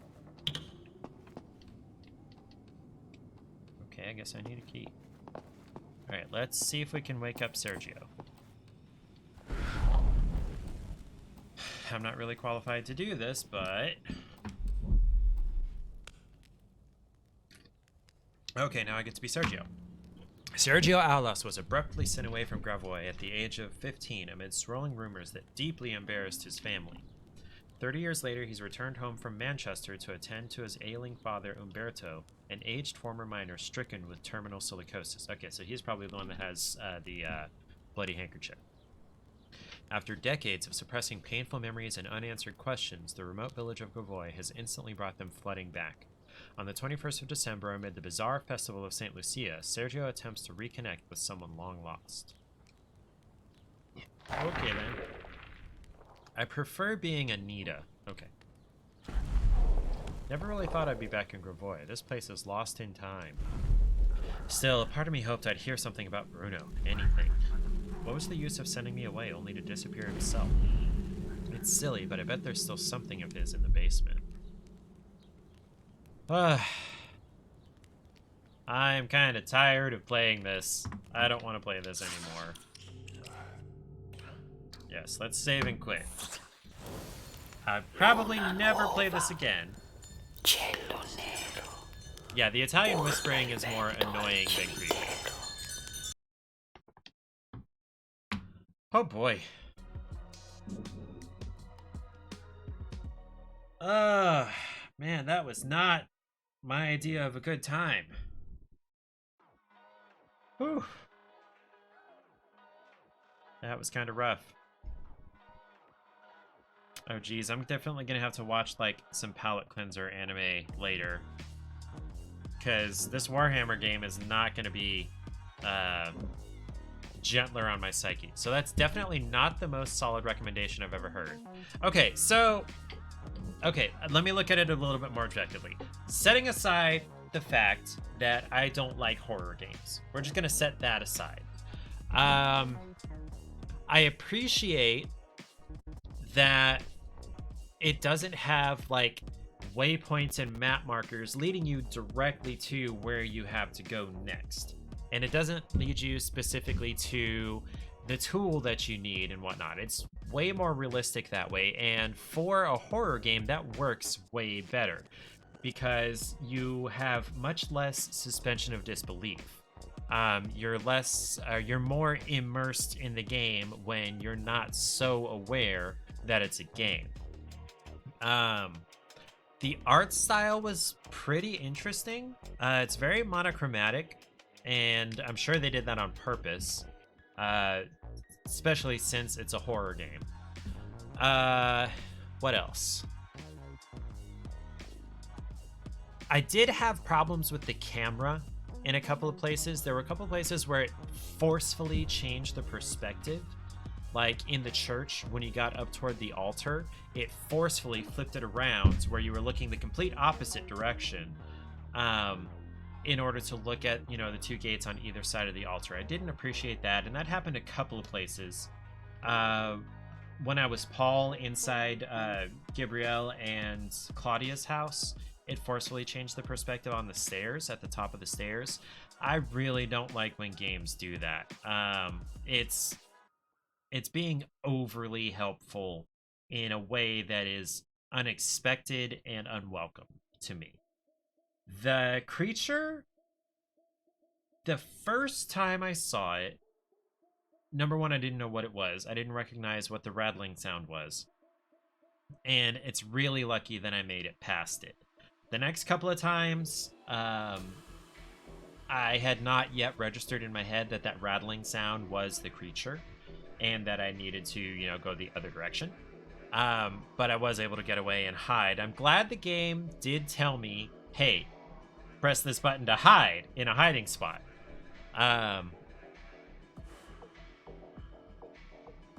What else?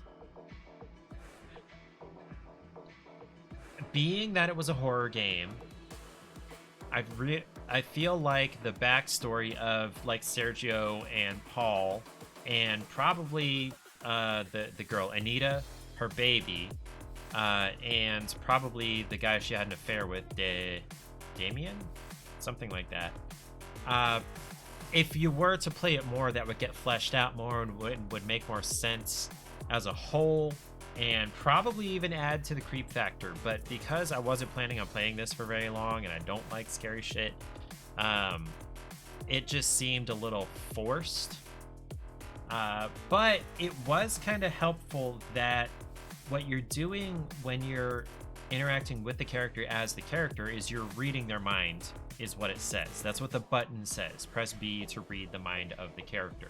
So you're basically just hearing the thoughts that they're having. And so the storytelling adage of show, don't tell gets suspended a little bit when you're actually literally reading the character's mind. So the exposition and the kind of forcefulness of where it wants you to go there is more acceptable because it's really what the character would be thinking. It's like, oh, I need to go here next, because the character would think that, you know, in the morning, you know, okay, next I need to go to the gym. I'm done with the gym. Next I'm going to the what's it called, grocery store. Here's the best way to get there. So yeah, that was super believable. But I just don't like scary games, so I'm not going to play it again.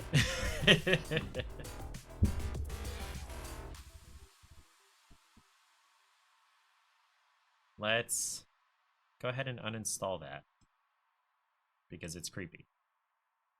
While that's uninstalling, let's launch Warhammer. Another Warhammer. Fair enough. Yeah. So, like, it was a well put together game, and it was worth playing if you like that. From the moment I understood the weakness of my flesh. So this is the trailer that it showed. I craved the strength and certainty of steel. I aspired to the purity of the blessed machine. Your kind cling to your flesh, as if it will not decay and fail you. One day the crude biomass that you call the temple will wither, and you will beg my kind to save you. But I am already saved. Magos Dominus Redditus. For the machine is immortal.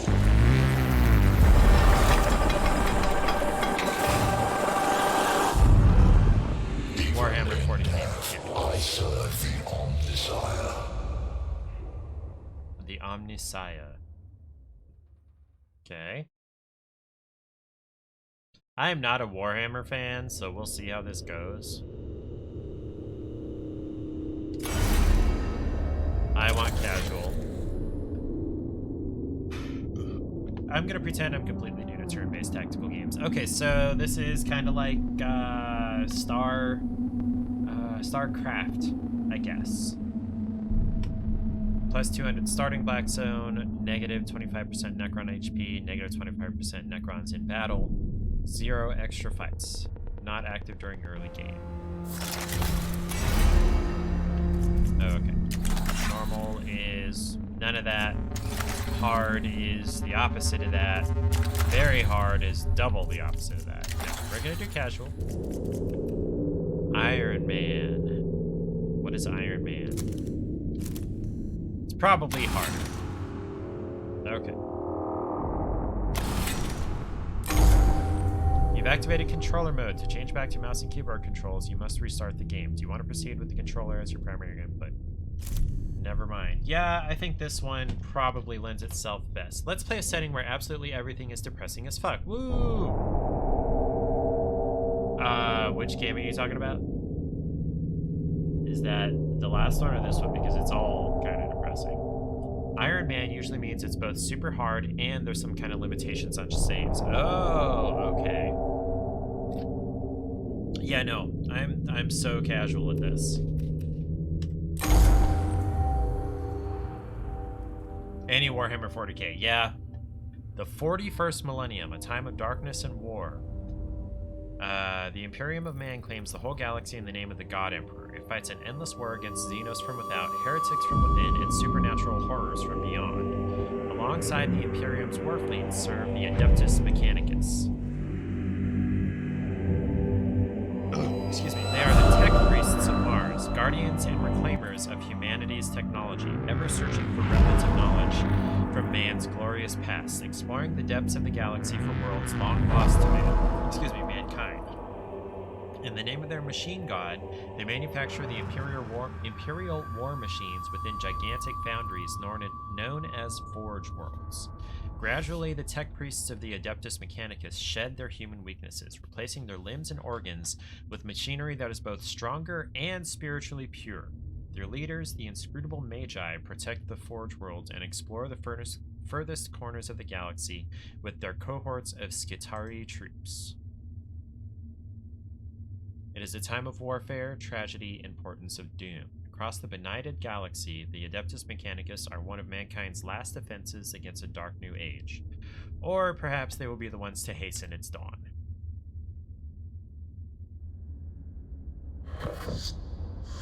An echo in the new sphere, Magos. An old transmission lost in the warp and recovered only now. Is it worthy of our attention? The Great Divide torments the galaxy. The resources of the Adeptus Mechanicus are stretched thin. We are weaker than ever, though the Imperium at large knows it not. This represents an unknown but possible key to victory. An opportunity to research, perhaps avert the ill fate that has befallen us. The transmission's origin is Silva Tenebris, part of the Amissus Solaris within Ultima Segmentum. None of that means anything to me. Search the rolls, Redditus. Gather them. 4 months later...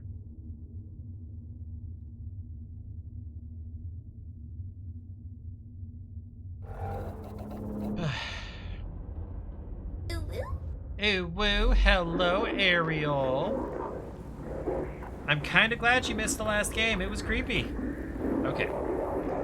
Whoever finds this transmission and follows me here, give thanks that you will see what I have seen. But be wary, my fellow seekers of knowledge. Whatever lies beneath this world, I fear, I hope I have woken it. I came to this world to investigate its ruins, but I found so much more. Terrors, yes. Threats to body and soul. But by the Omnissiah, I found such wonders. Thank you for lurking, Ariel. Have a good night at work. Mwah, that's a free swag for you. This is the last transmission of Magos Risak. He vanished while on an exploratory mission to investigate Xenos structures on Silva Tenebris. Hypothesis: he found something. Our mission on this world is to ascertain any Xenos presence, and if we find it, eliminate it as a threat to the Imperium. The opening of the Great Divide means we can call on no additional support from the Forge Worlds. We must achieve this with the troops and resources we bring with us. Benefit analysis. Peace for sector. Knowledge for mankind. Plus potential. Plus opportunity.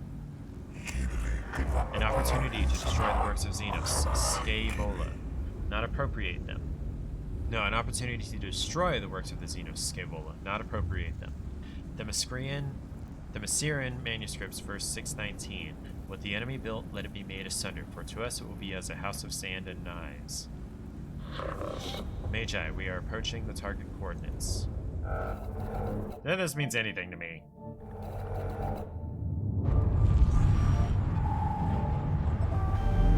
Warp storm at delta levels. Brace. Oil leak. Cogitators overloading. Data loop showing data loss. Weapon cache venting into the void. Cellar field. Blah blah blah. Exiting the Empyrean. Planet Silverton Everest. Coordinates. All of that craziness.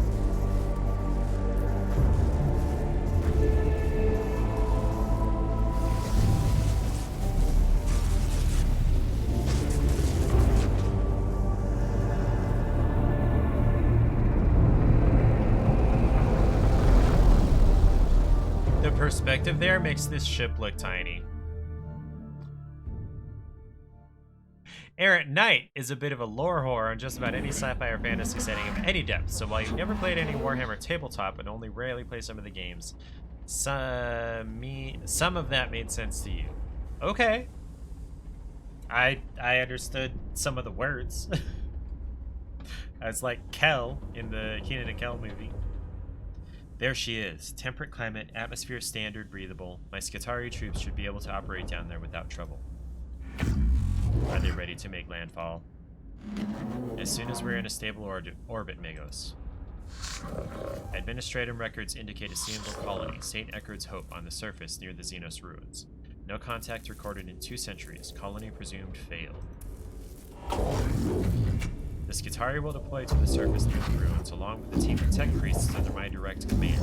I shall monitor them from the command throne on board. Servo Skull Reditus will serve as my eyes on the surface. We make landfall at once. It's all just a lead up to whatever's going to try to eat your face on the world, so it probably doesn't matter. Yeah, that's true. Yes, Magos. I'll set up a forward command post. Resac's transmission looked like it came from underground. We'll secure any entrances to an underground structure so your tech priests can begin the exploration. Agrolek sector located. This tomb reeks of stale, dusty antiquity. Its once stern architecture is littered with debris and tarnished with the patina of age. Here and there, fissures in the structure cast feeble light over cracked and tarnished metal.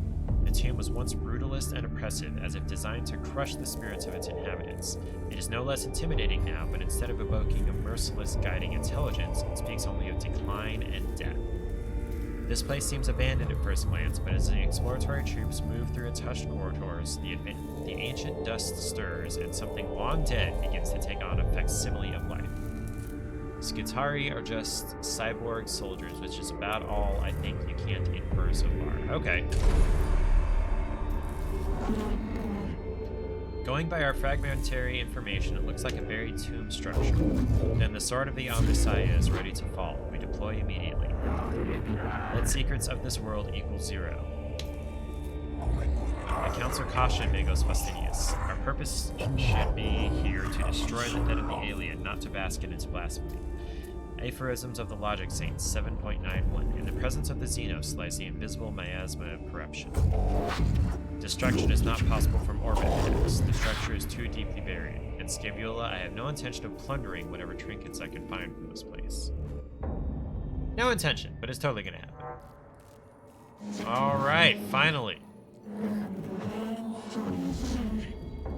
The Explorator of unit of tech priests is inside the tomb and ready to proceed, Magos. There is no telling what we will find. My men will hold the perimeter in case of the unexpected. It would be folly to commit our whole manpower to the unknown, especially when the potential of a moral threat exists that the Skitarii are less able to withstand. I have the greatest respect for my Skitarii, but they are still far from the ascension that a tech priest affords. I agree, Subdomina. I shall lead the mission in person from the command throne. Servo Skull Roditus shall be my eyes and ears on the ground. Omnissiah be praised, we're going in. Okay. The Adeptus Mechanicus are a curious breed. They explore and interact with machines they do not fully understand. Within this tutorial, you'll have to explore the interface to discover what to do. Like a true tech priest, you must experiment in order to learn. So it's not going to lead me through the tutorial. We'll help you out this one time. Left mouse button, also known as LMB, click on the adjacent room to move.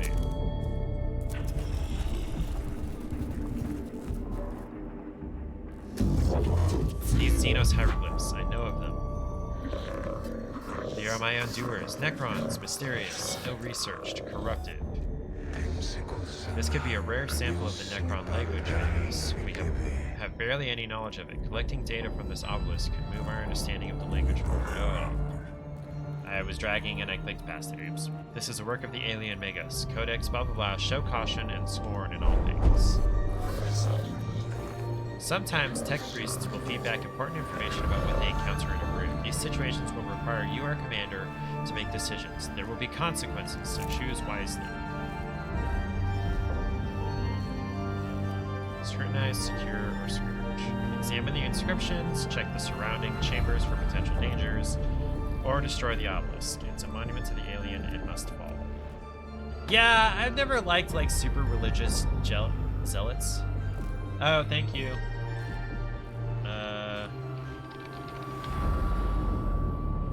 Warhammer 40,000, Mechanicus. There we go. I always forget to change my category, and half the time I forget to change my scene. Thank you, Aaron Knight. I appreciate that. So I've never really liked religious zealot characters. I've always been like, dude, you need a punch in the face, so I am not gonna scourge. So my choice here is really between scrutinize and secure. 40k is all full of all kinds of zealots of straw stripes. Yes, that I do understand that much about. Wow!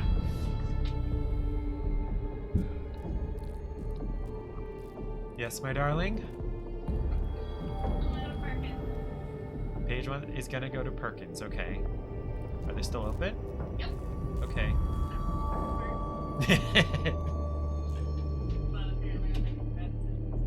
Okay, what if you wait to make that decision until tomorrow, when I'm not here?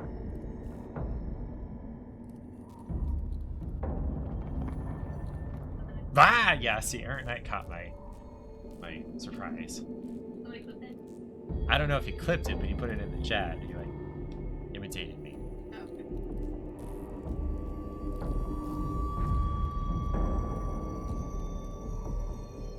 Really, there's nothing wrong with it. Or, for me, there's nothing wrong with the cruise anymore now that my back isn't fucked up. Actually, no.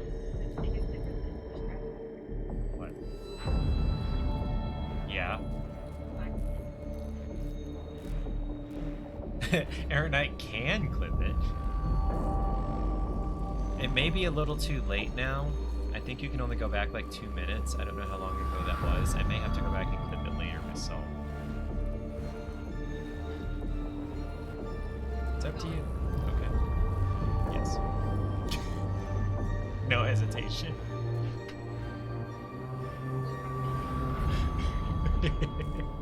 Oh, Aaron Knight got it in time. Yay!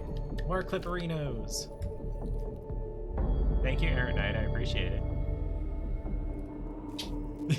Thanks for scaring me, babe.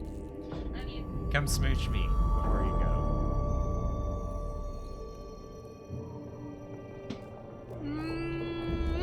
That's very forceful. Thank you.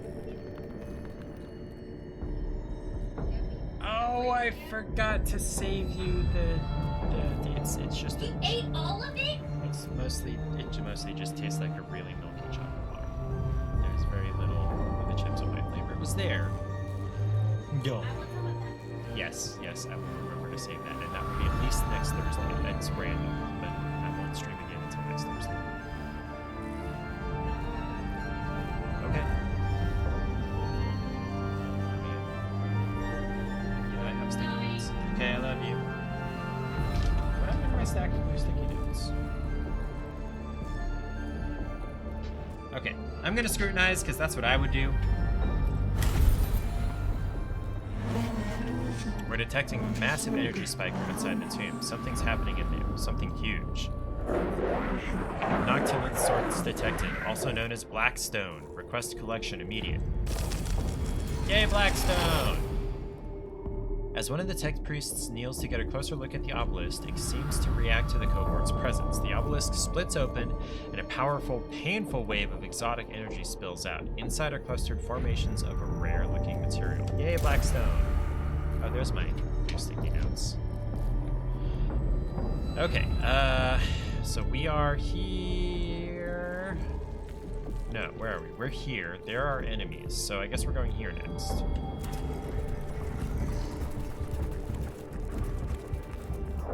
Anything in this room? Not as far as I can tell. So this is my team. So some servitors, and then this apprentice and this magos. Okay. What is this? Is it going to tell me? No. Okay. So I can only move one room at a time. So we're going to have some combat here. Yeah! Wah!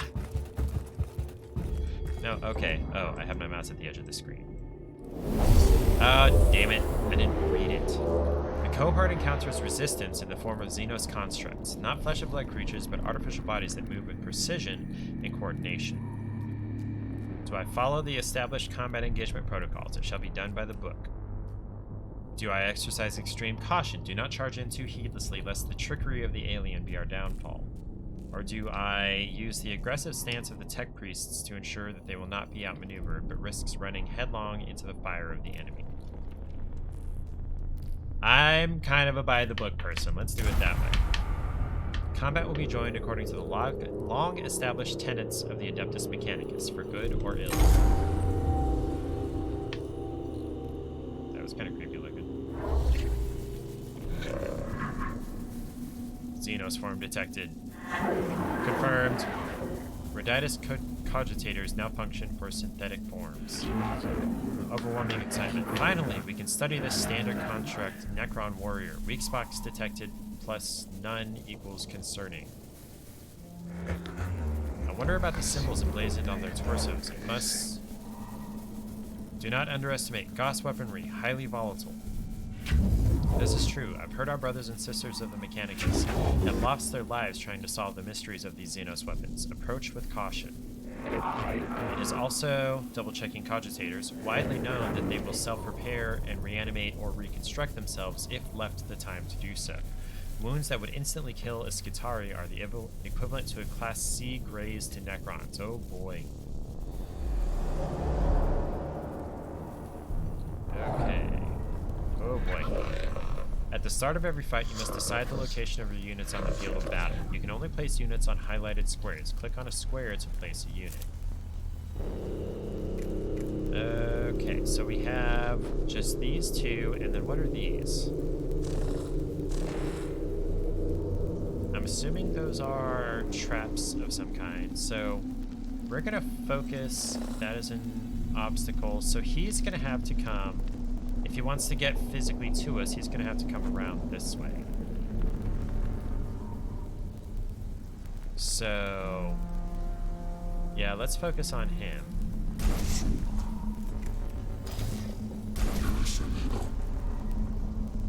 Okay, so the Skitari are not joining me in this fight. Okay, so the first turn goes to the Necrons, and then to us, Necrons. What is this? I guess I'll find out. And then Necrons, and then us. Alright.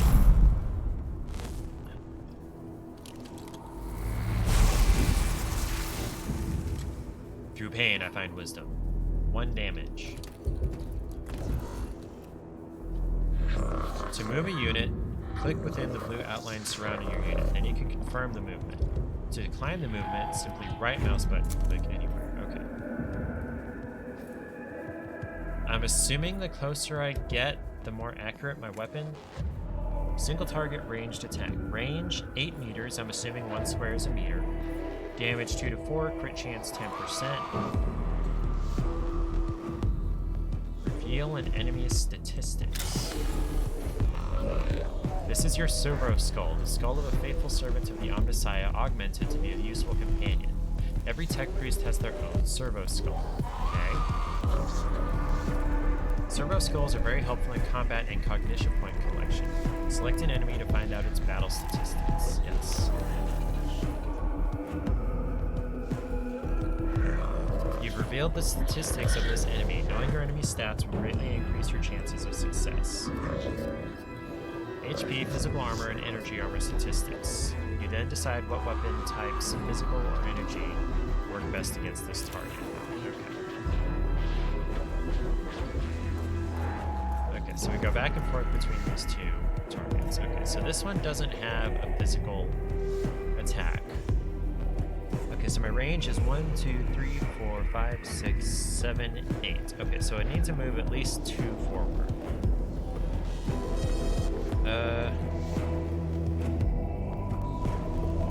Confirm. And then can I attack? Yes. 2 damage. You've used all possible actions for this unit, and there's nothing more it can do this round. Press the end turn button at the bottom right of the action bar. Okay, Okay, so what's the range? 1.5 meters. So if you move here, 1, 2.5, that's not going to be close enough, so we're going to have to use... Okay, so... No. How do I actually see what the stats of the Necron are? Oh, okay. Oh, it's showing me under its picture here. So it only has 2 health left. So if I move here and then shoot it,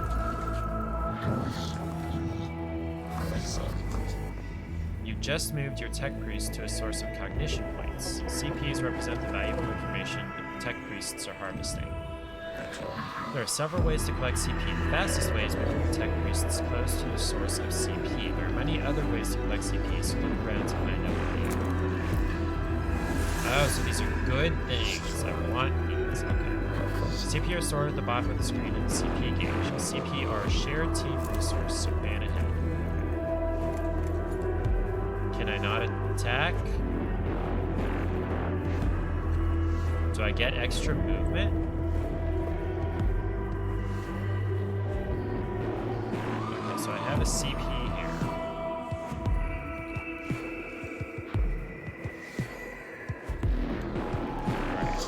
Just about to move using cognition movement. This happens when you move within the orange movement outline. Confirming the movement will use CP, allowing your tech priest to move faster. Okay. When you enter melee combat in an adjacent square to an enemy, you're unable to use your ranged weapons as they're too dangerous to use at close range. Okay.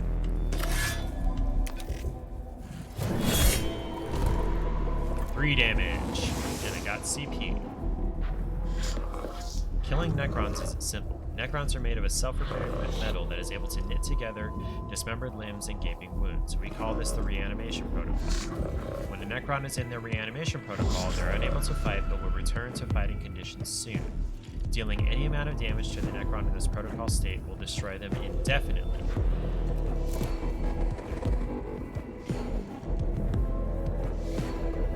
So it has a melee, or excuse me, what's it called? Ranged range of 15 meters. So that's 1, 2, 3, 4, 5, 6, 7. Oh wait, this is as far as I can move.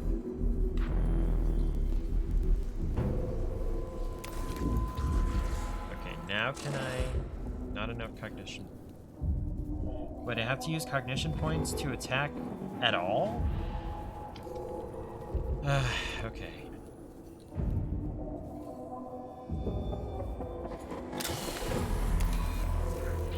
He has 4 health also, and 1 physical defense. Okay. No, I don't want to use CP to move. Alright, so now... Okay. You'll be able to call in other members of the cohort as the battle goes on. This will happen at the start of every round. You'll need CP to deploy troops. What if I don't want to deploy additional troops?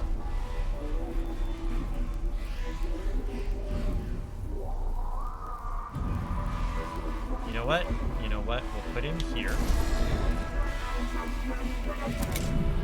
And then he can melee this guy to keep him from Revive. Oh boy. Oh, he took 2 damage. That's not good.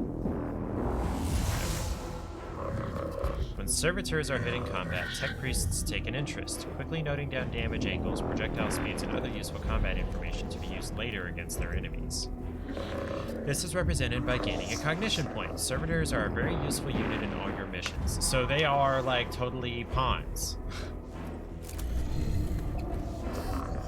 In Mechanicus, there are 2 types of units to control. Tech priests, the 2 units you've already commanded, or troops, such as the ones you just deployed onto the battlefield. Troops are your servants and cannon fodder. They don't have access to as many weapons and skilled as high priests, or excuse me, as tech priests. However, they are useful and should not be overlooked. Now, you're gonna stay there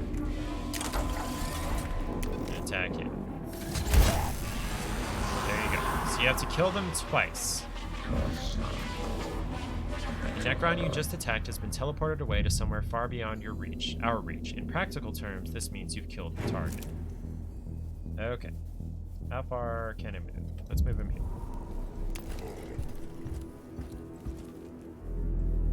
And that's the end of his turn.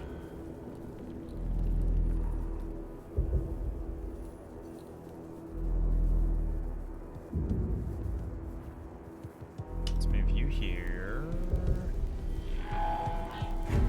No. What is this orange square for? Does that mean I'm gonna pick up CP? Yeah, that's probably what that means. Or is it just being within one space it means it's gonna pick up CP? Can I range attack him? No. I've selected a weapon that is not in range of any target. Look for the weapon's icon to appear on your desired target, or check the range of the weapon. Okay. So I can't do that. Do I want to use CP to move within range? No.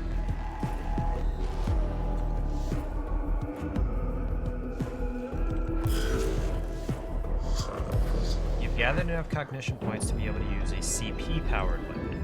Okay. Some weapons, like the Phosphorus Serpentra, require CP to use. Look to the right-hand side of each action to learn the CP cost of that action. Okay, so it's these 2 little orange icons here. Okay.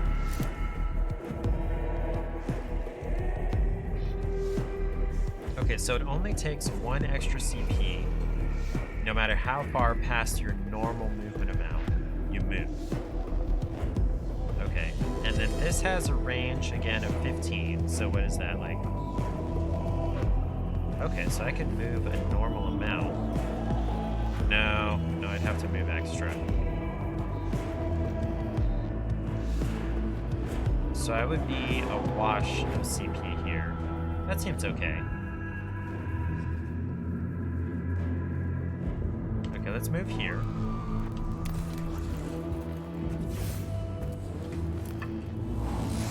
Yeah, collect that CP, and then we're gonna attack you. 6 damage. 1 shot. And then no threat remaining. Sweet.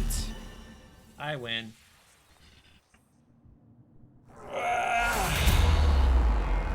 All Xenos life forms purged, except they weren't alive.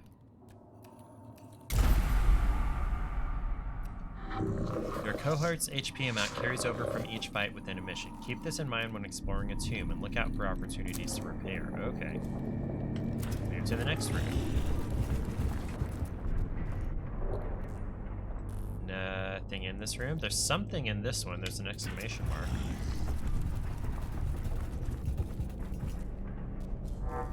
What have we got?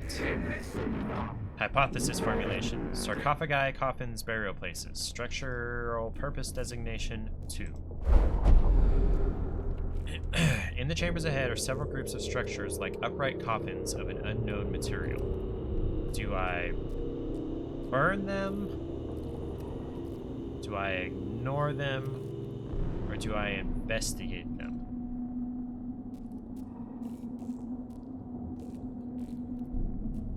I would lean toward knowledge is power, but also to be cautious, I would kind of want to burn it so it doesn't come back to bite me from behind. This is the tutorial, so I am going to investigate. They're waking up. Of course they are. Alright, so I get CP and Blackstone. Do I have to fight them now? No. Oh, I don't. Okay. Alright, let's fight these guys now. Am I gonna learn more combat mechanics? After exploring the chamber for several minutes, a tile underfoot clicks. The sound of whirring energy builds up around your troops. A quick Omnispec scan reveals you're surrounded on all sides by Xenos life forms. There are unnecessary commas here.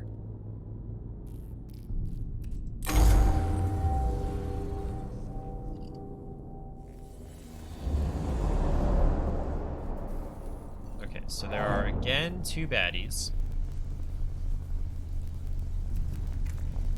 Okay, so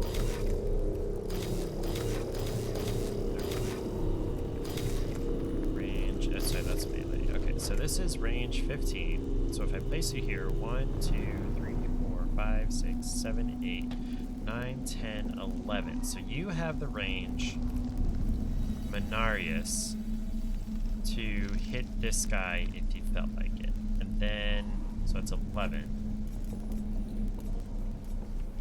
So we're gonna try to...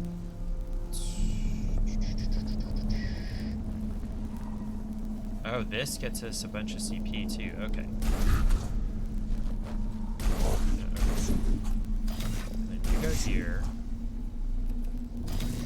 And then... Oh, it costs CP to place extra units. Oh. Hi, Lily.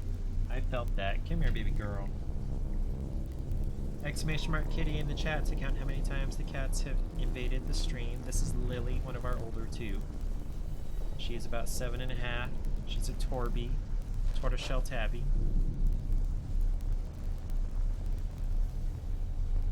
She's also a diva. Yeah. Okay. And yeah, I'll send that servitor to get these. Or wait a minute. So this is gonna give me 3 CP. Oh, but this guy's gun uses 2 CP. And I'm using 1 right here. So 1, 2, 3. So, okay. So I don't want to try to place, or do I want to try to place an additional servitor? If I place one over here, maybe this one will attack it instead of these 2. I'm gonna bet on that. See what we get. Okay, so it's this servitor's turn first. Gonna try to move you toward this guy, sure. Just kind of take some damage until we can get some better stuff going on. Bye, Lily. Oh wow, taking damage from both of them. They got a CP from getting hit. Oh yeah, that's right, I forgot about that. Okay, so that servitor's dead. Servitor 1 has died. Do not worry. Troops are cannon fodder designed to protect your tech priests from enemy attacks. Without tech priests, your mission will fail. Okay, so you... Yes. Never mind. Does he have to go first? Couldn't I wait for these 2 to go first?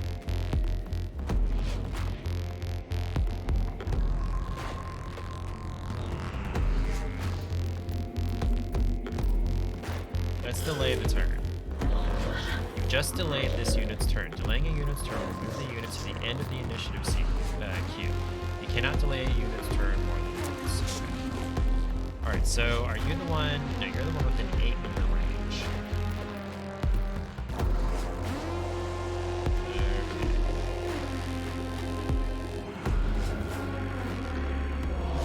Move here and then shoot.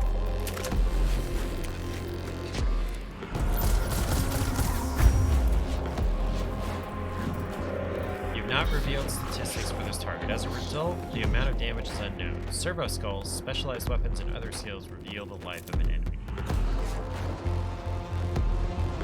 Okay, so servo skulls don't cost anything. Okay. Okay. Alright, so you're done.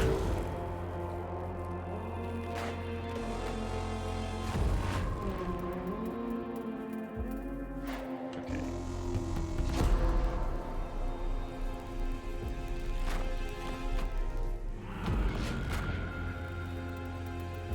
Okay, so from here, both of them are in range. So is here. Okay, so let's do that.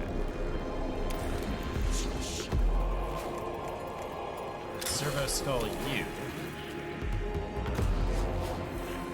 This one has energy resistance. Alright, now let's shoot you. Take you out. Destruction is the destiny of the Xenos. Okay. And that would be it for that turn. Now you can move here and collect the seed.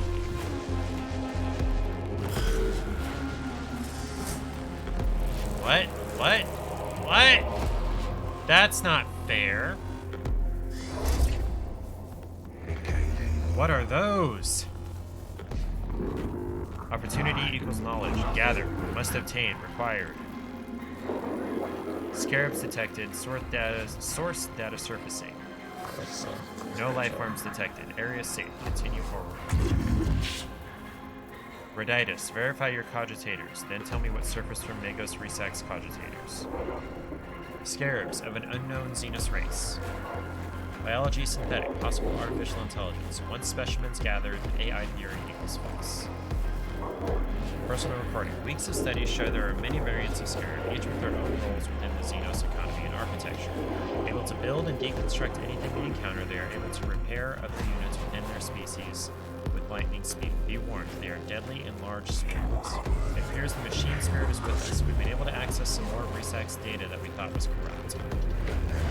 It must be due to us recording these Xenos forms that the machine spirit has blessed us with access to these cogitator records. It's unsure why he would lock this under a synthetic proximity encryption. Okay. Okay, so you're done for the time being. Do I want to place another unit? So are these guys hostile? Wait, okay. No, we're not gonna place another unit right now. The scarabs, the scarabs are gonna attack. Oh, 10 acid damage? Shit! When an enemy moves out of melee range, providing your unit has a melee weapon, the enemy will trigger an opportunity attack. An opportunity attack gives your unit a free melee attack on the enemy. Each unit can only perform one opportunity attack per round.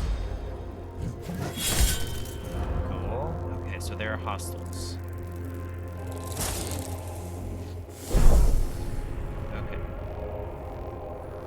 Damage absorbed by armor. Yes. I really just need to take this guy out.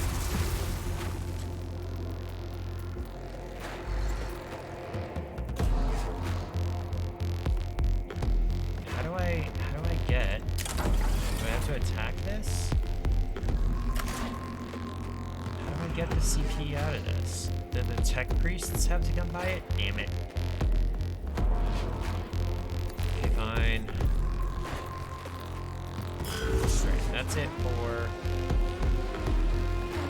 opportunity. Oh, I'm moving out of shoot.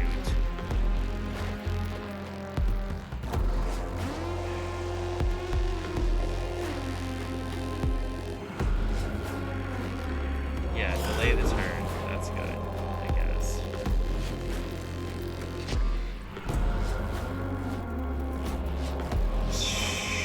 This is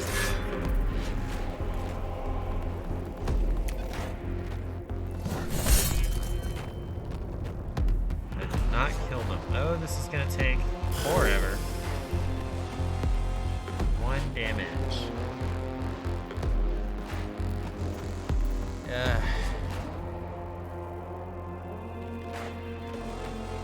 This is the one with the meter range. Let's see. So if I move here. Oh. both be in range, but I'm gonna take some opportunity damage. Yeah.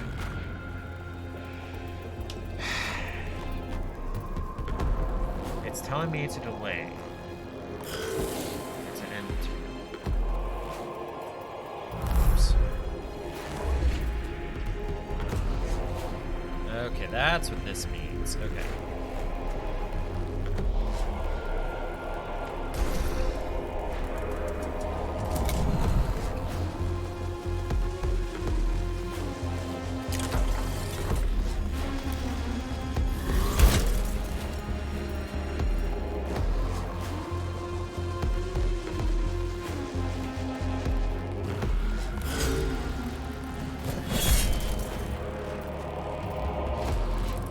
Destruction is the destiny of the Xenos. And here come more of them. Yay!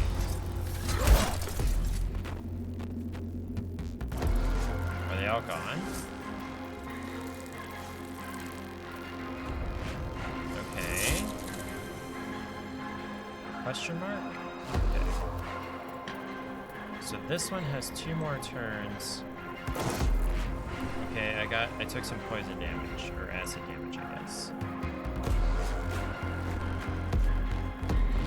Done yet? Okay. So he has 1 more turn until he revives. Okay. You move that way. And there's nothing else you can do.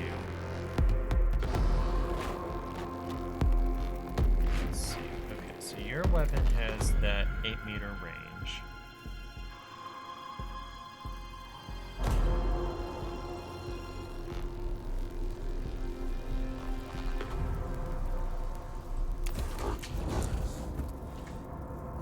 Okay, so do I want to take this guy out of the fight? Yeah, that's a good idea.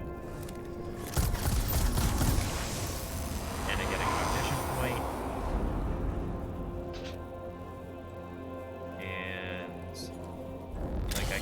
This, do I get a CP back?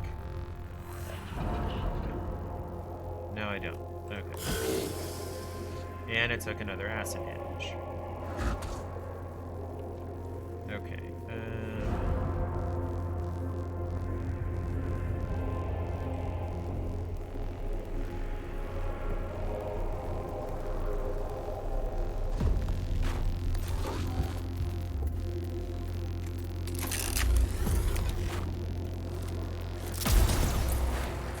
Damage. Okay. And I don't get a cognition point for rescanning the same enemy.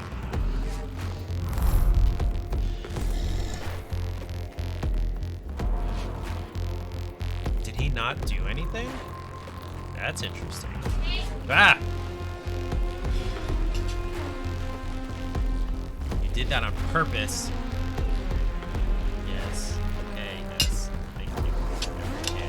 Smooch me. Smooch me. I want to eat your cake.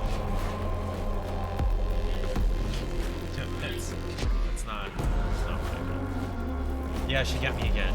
Oh boy. That was either more time passed than I thought, or it was quicker than I thought. Okay. There's nothing more he can do.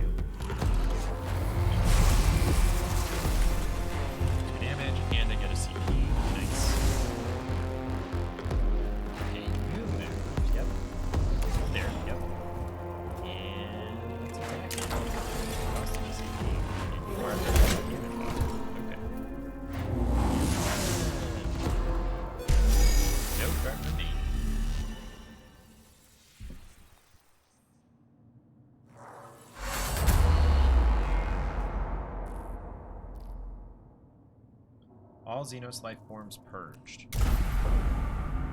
So we move on to this last chamber. Is there going to be a fight in here?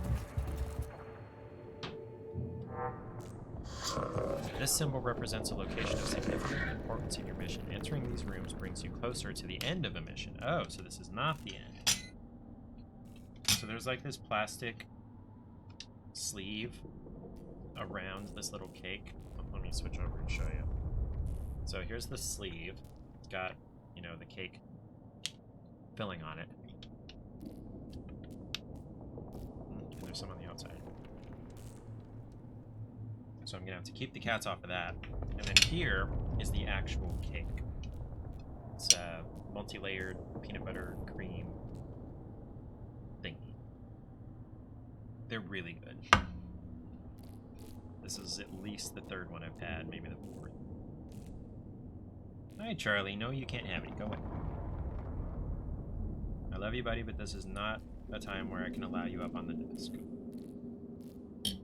And here, I believe, is a Charlie hair that has floated up to the cake here. Yay, cake! And it's not even my cake day. That was in August.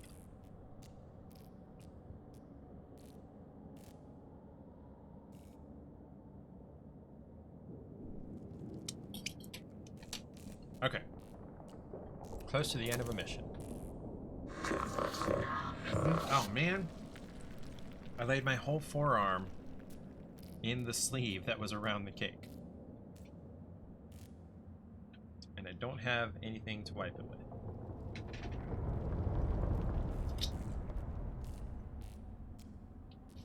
That's annoying.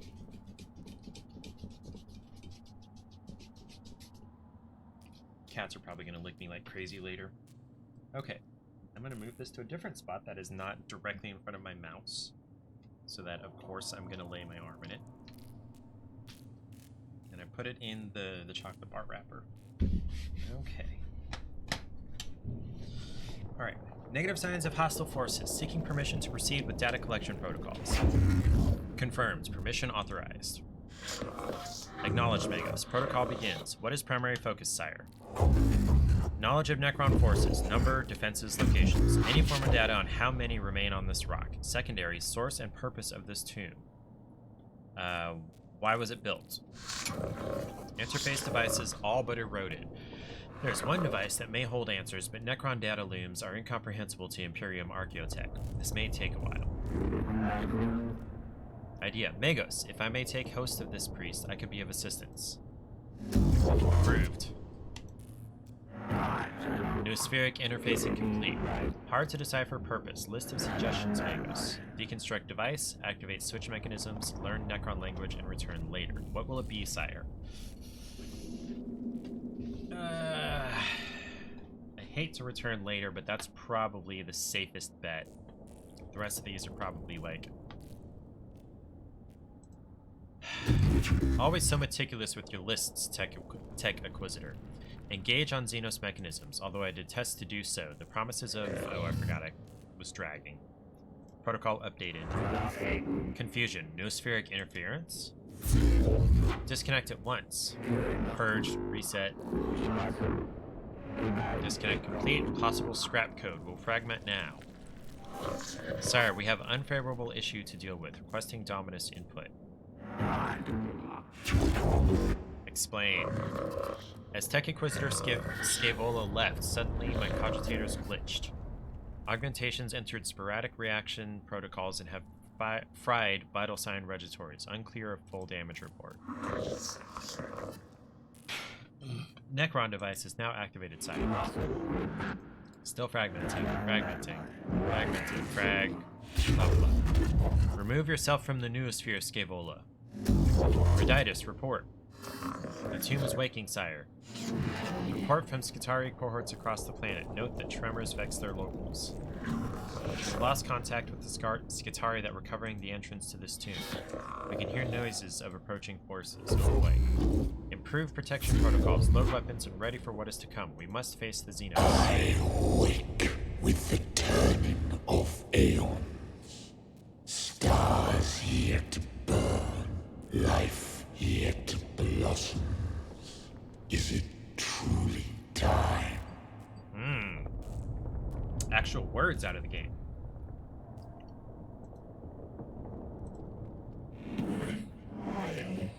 Thrones of Mars, what was that?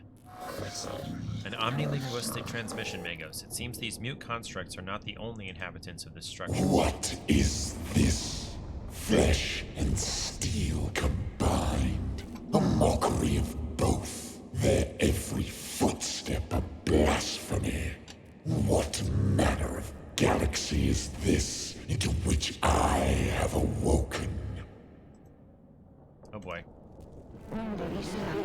Principal Xenos Warform sighted. Exotic energy signatures past sensor range. Designate Xenos Abominatus. High value target confirmed. The hunt is on. What are your orders, Magos?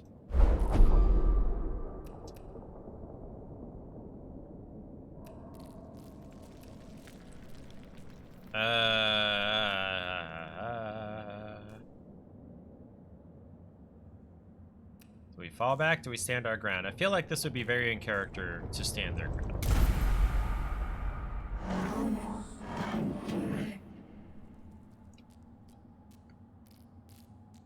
Are you certain, Magos?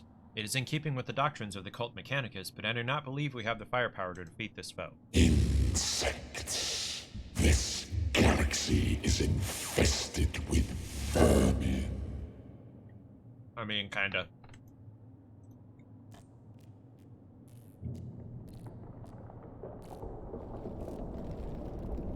Green light flickers from within the shadows. The cohort prepares for the worst as skeletal silhouettes start to form in front of the shadows.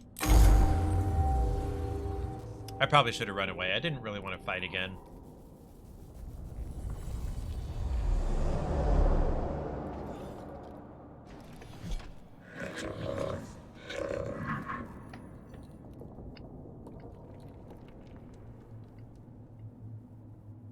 This is the final battle of the tutorial. Apply what you've learned so far and strive to obtain victory. The 41st millennium is a brutal place. You may lose this battle, but not the war. In Mechanicus, there are many alternate paths to discover. AKA, you're probably going to lose this.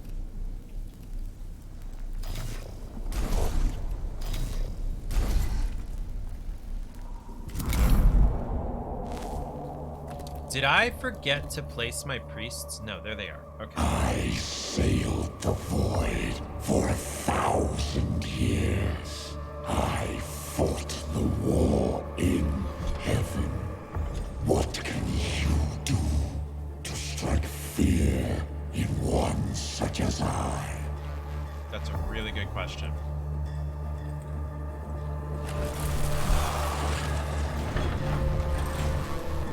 Oh shit, oh shit, oh shit, oh shit, oh shit. Okay. Alright, so it is servitor movement time.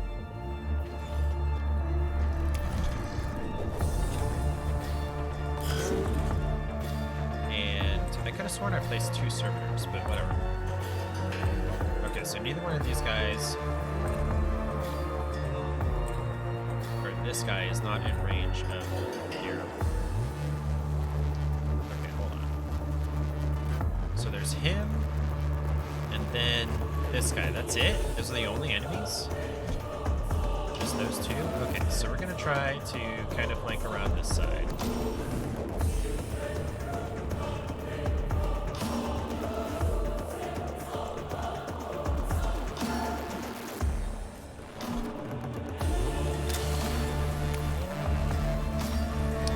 Health. Man, I semi-struggled with 5 health dudes. Okay, that's the end of his turn.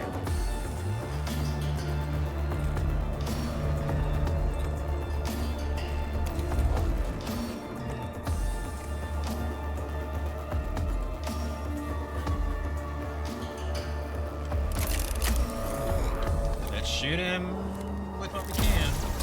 I'm probably going to lose this battle.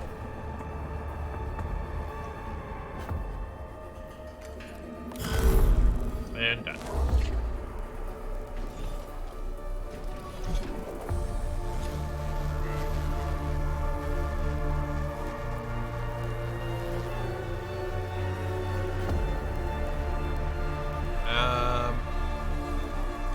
Yeah.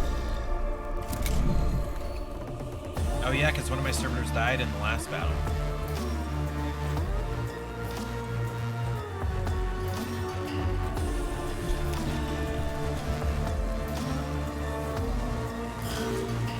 Oh, there is another one. Dang. Well. How dare these wretched things stand before the void admiral of Cesaragon? Cesaragon. I would have just said Saragon.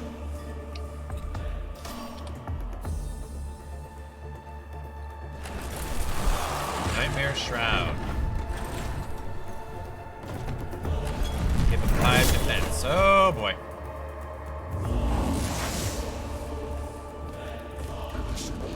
Oh boy.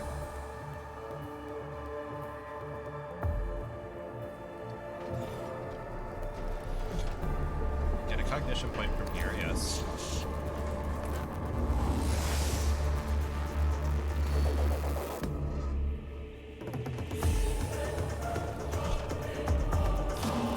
Let's see. So if I get this point, will I be within range of his attack?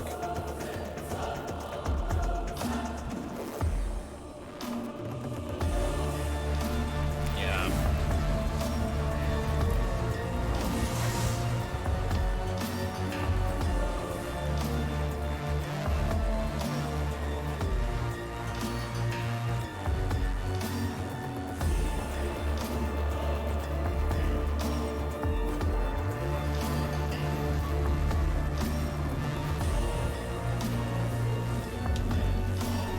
Let's attack preemptively.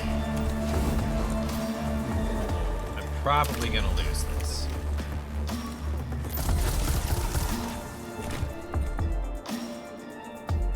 Is it down? Really?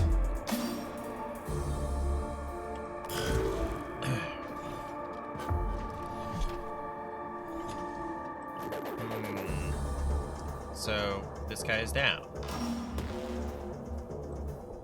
Okay, then his ranged weapon takes 2 to fire, so I'm not gonna do the extra range on the movement.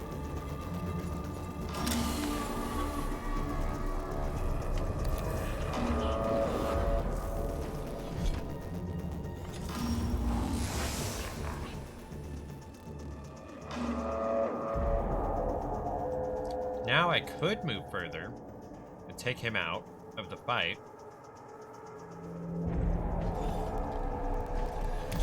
Let's do that.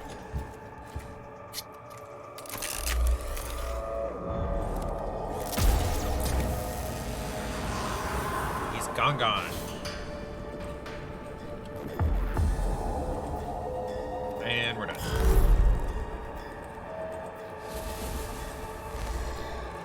So these things recharge each turn. That's nice.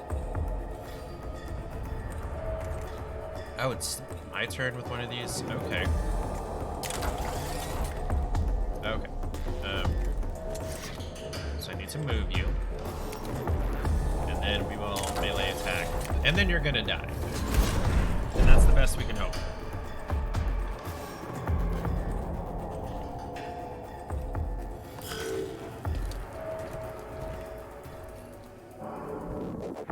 When my fleet sails once more, vermin like you shall be strung from my prow. Okay.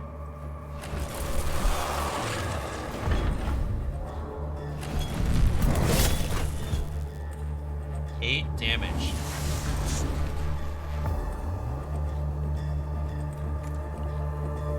Scheisse. Okay.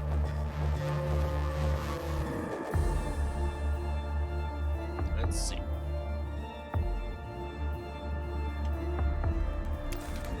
Yeah, I'm totally gonna lose here.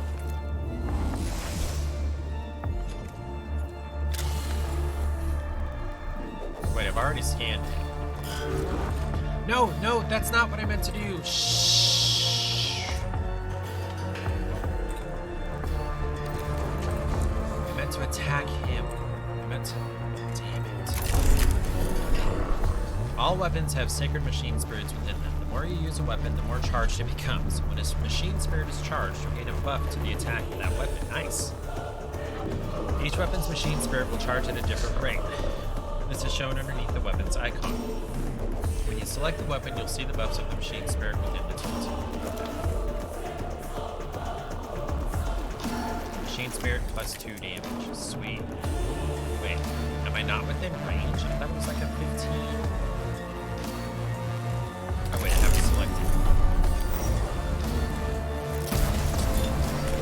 Ooh, 3 damage out of 30. This guy can one-shot both of these priests.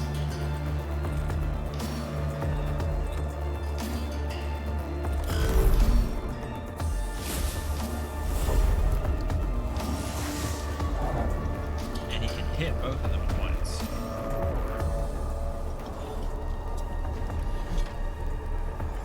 I have one more servitor to try to buy some time.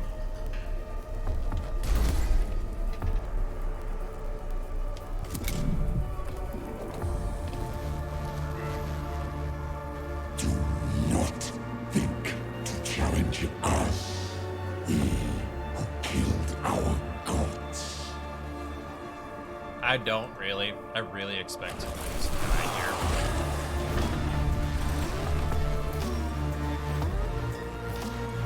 Oh.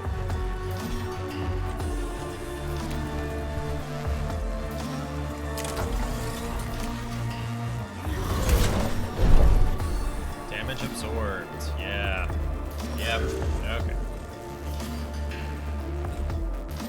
They did kill their gods, but to be fair, their gods were dicks. Not that Necrons are much better.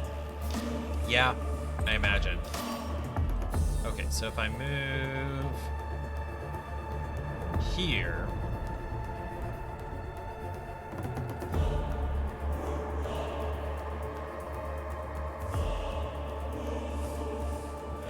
He'll be within ranged weapons range.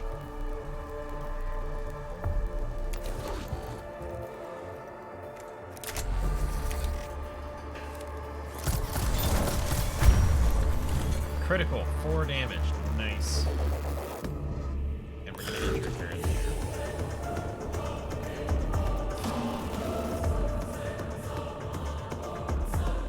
Let's move you next to this obelisk so that when it recharges, you can get the CP back, and then we're gonna use you to do that.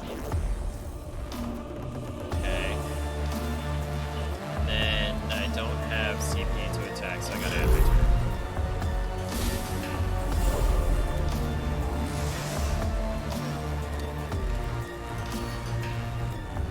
Can you hear the trembling of the stars? Can you feel the whole galaxy's terror? Yeah, kind of.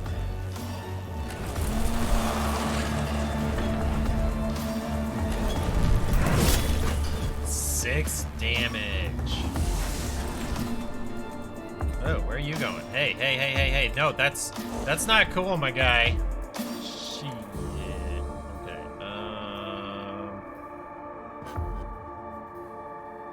Okay. So if you move here, you can get this guy with the machine spirit attack for 4 damage. And now he has 1 health. Okay. But that's gonna have to be the end of the turn. Where do I have to move in order for... Okay, so there have to not be obstructions in the way.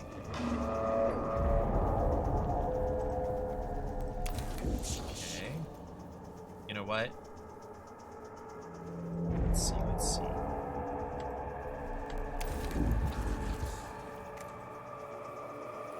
So I cannot take him out from here. Okay.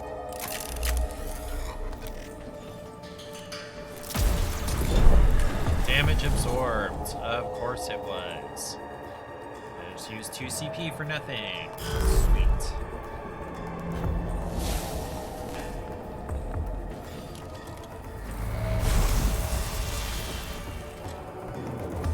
Damage. Oh boy, yeah, we're totally gonna lose here. In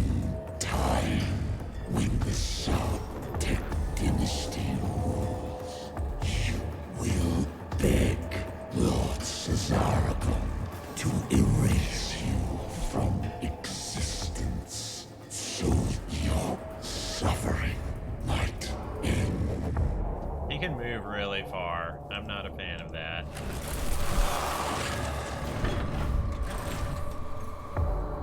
Okay, well now he's... Oh, shit.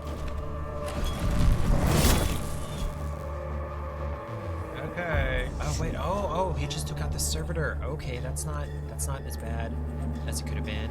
Shit. Okay. Okay, so... Oh, no, he took out the other tech priest. Never mind. Okay. Yeah. Okay, so I can't ranged attack. Just not possible. If I move back here, I can get 1 CP.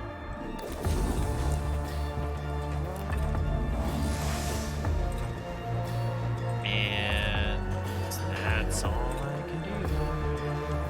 Yeah, I'm totally gonna lose.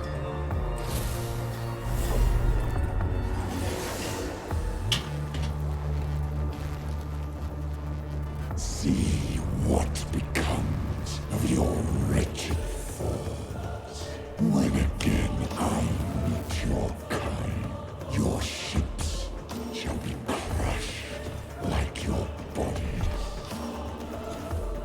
Okay. You are a big fan of big species, aren't you? And he's gonna come and kill me. Oh, nope, I have 1 health left. 1 single little health.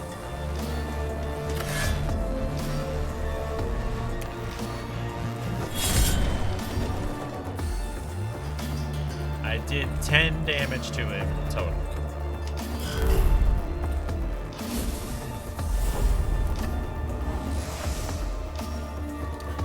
And this guy's... Nope. Okay. Yep, there we go. We lose. Yay. There was no chance I was going to win that battle.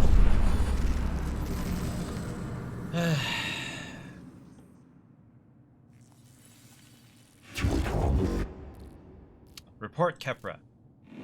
You saw it, Magos. The tomb contained a Necron war form of capacity beyond our expectations. We lost the whole squad. True. However, 1 battle lost is not a war lost. We will face many losses on this mission, but no matter the cost, we will succeed. And there is something else. The reanimation. The Necrons are waking up. It started when Resac stumbled on the tomb, but our arrival is accelerating the process. That obelisk may have been from a form of intruder alarm, and now the sarcophagi in the tomb are starting to open. Great. I should have destroyed it. Then we no longer enjoy the luxury of time. Whatever we do on Silva Tenebris, it must be done before the Necrons awaken completely. We do not even know yet how far the tomb complex extends. Valid. We are under the gun then.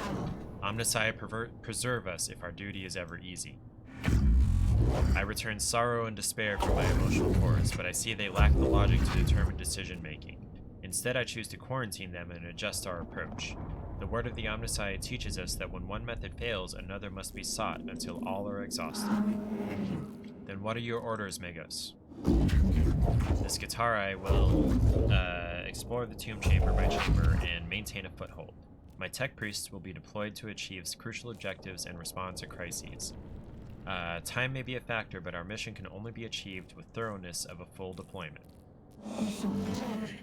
I shall mobilize the Scitarii immediately, Magos. Opportunity detected. Leader forms of Necrons rarely never observed. Potential of +++ intelligence on Necrons added to sum total of human knowledge. Imperative. Focus on acquiring artifacts intelligence data from. Hold your blasphemous tongue, Scaevola. You counsel the abandonment of our very souls. Life of Archmagos Borasis, Appendix 9. Our only objective should be death to the alien and all his works. All else is deviance from the Omnissiah Creed. If intelligence gain equals true, then go to victory. Aphorism retrieval. To face an enemy unknown is to fight in the dark. Better in ignorance than in heresy. I'm gonna be a heretic. I return frustration at your conflict and choose to experience it. There will be bloodshed enough on Silva Tenebris without the Magi coming to blows. In our purpose we are united. This is the will of the Omnissiah. And it shall be done. Yes, it shall be done. Yay, tutorial completed! Tyresis. Magos, the readings from the tomb are troubling. The Scutari have been monitoring the structure we uncovered, and what they have found, gives me grave concern. Explain, xenobiologist. The Necron construct forms are waking up. It seems Magos Resac accidentally began the process, and our intrusion into the structure hastened it. These Necron reanimation protocols are continuing in the tomb we entered, and from the energy spikes across the region, there are other structures yet to be uncovered. Oh yay. My plan for the exploration of Silver Tenebris will locate these structures and contain the constructs within. That may not be enough, Magos. I have detected a repeating pattern in the reanimation protocols, and the rate the Necrons are awakening. They are speeding up. Can you be certain? The Necrons are machines. Machines act according to patterns and programs. If the reanimation protocols continue to accelerate, they will fully awaken every Necron on this planet in 264 hours. Given the extent of the varied structures that will constitute a Necron army beyond this mission's ability to contain. I see. Then our time here is limited. Strategic calculations indicate time spent deployed on missions will affect the overall number of missions we'll be able to deploy. Oh boy. I will send Scutari scouting parties to discover other tombs and create forward positions for your high-priority missions, sire. If the threat on Silva Tenebris is not assessed and eliminated before full reanimation is reached, we will be forced to abandon the planet. Okay. Look at the top left corner of the screen. This is the Necron Awakening meter. This shows you how many Necron tombs have awoken on Silva Tenebris. Try and gather as much information and tech before reaching 100%. As much as possible. I feel like this was not written by native English speakers. I fear they are right. I feel for it too. That is part of my humanity I've chosen to retain. But I can quarantine it in my neurovaults and choose instead to focus on what must be done. We must choose our missions wisely. It will not be easy. The Omnissiah did not send us here to do anything easy. Threat to humanity present on this world will be eliminated, or we shall not leave.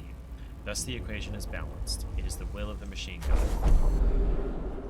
Alright, Acropis sector located. I'm not reading all of that. Welcome to the Saestus Metallicon, an Arc Mechanicus class battleship. The class of ship is one of the largest in the Imperium, and it is only afforded to the Adeptus Mechanicus. From here, you'll be able to customize your tech priests and prepare for the missions abroad. You can select missions from the character portraits on the left of the screen. Okay, 2 of them have new deployments available. Before we go on a mission, we should inspect and equip our tech priests. Head over to the Cool Work tab. Excuse me. I'm not sure I want to continue that. I'm finally out of endless cutscenes. Oh, goodness. How do I exit? Okay, there's a gear up here at the top right. And we're going to save, just in case.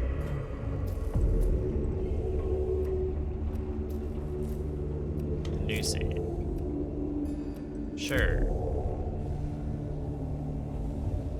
Just in case I ever get a wild hair someday. And want to come back to this game. Not super likely, but in case. And now we're going to quit to desktop. Yes. Oh boy. Oh, man, that was dialogue heavy. And of course I was never intended to win that first battle. Or, you know, the one with the Admiral, whatever.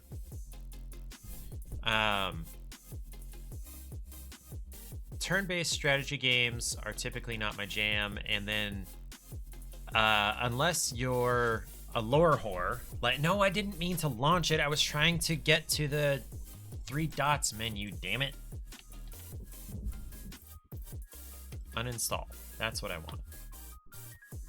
Yes. Anyway, unless you're a lore whore like Errant Knight, I feel like that's really what Warhammer is about, is the lore.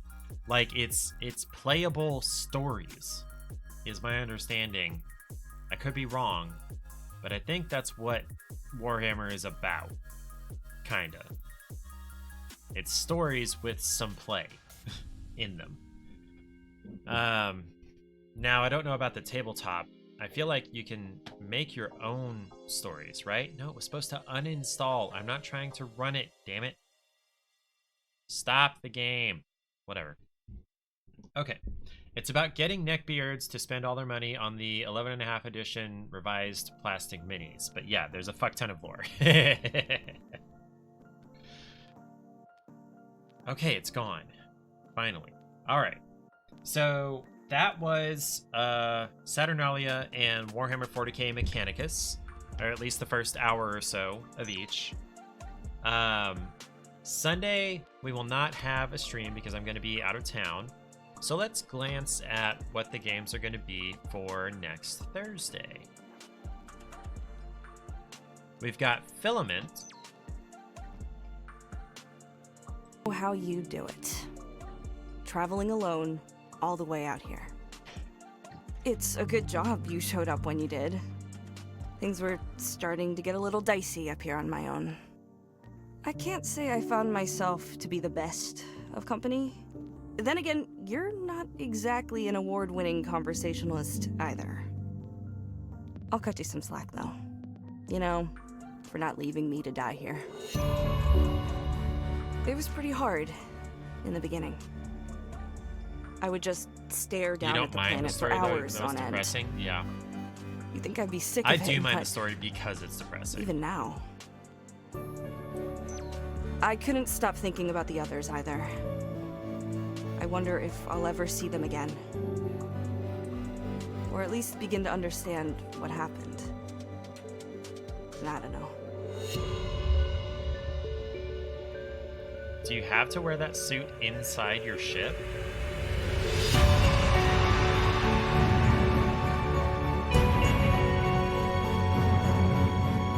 I am really curious what all those arrows on the ground mean. Like, I understand these, but the ones with the numbers.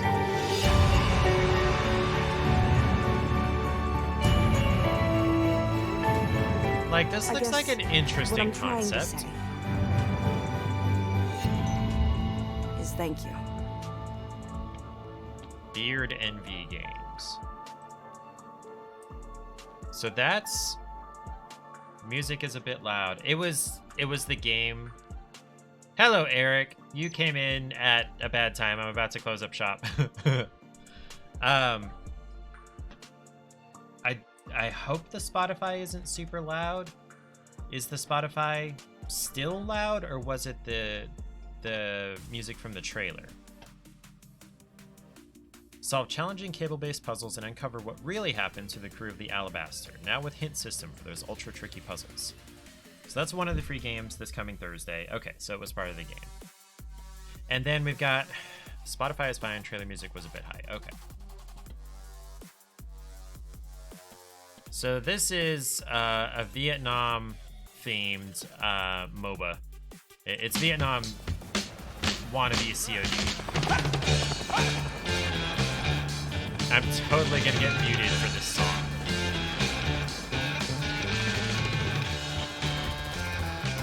Like, you're just running around in squads with 63 other people killing each other.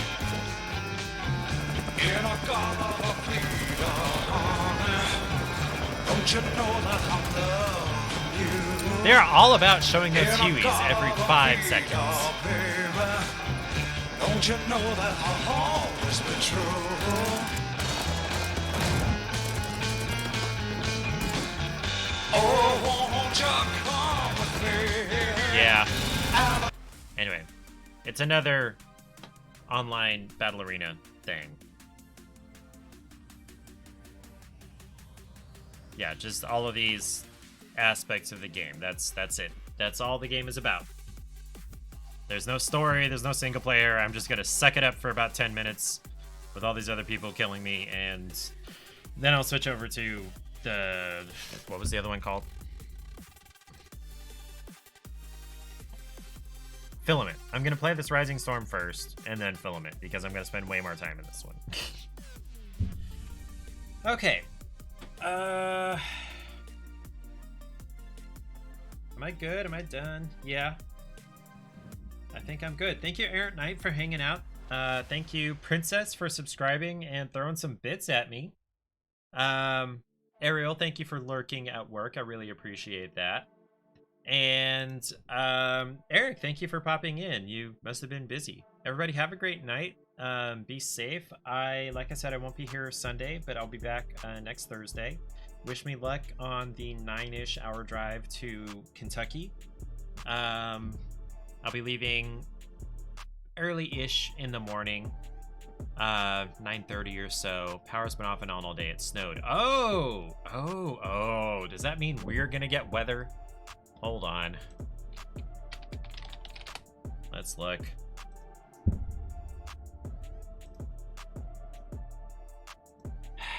The weather.com site is slow.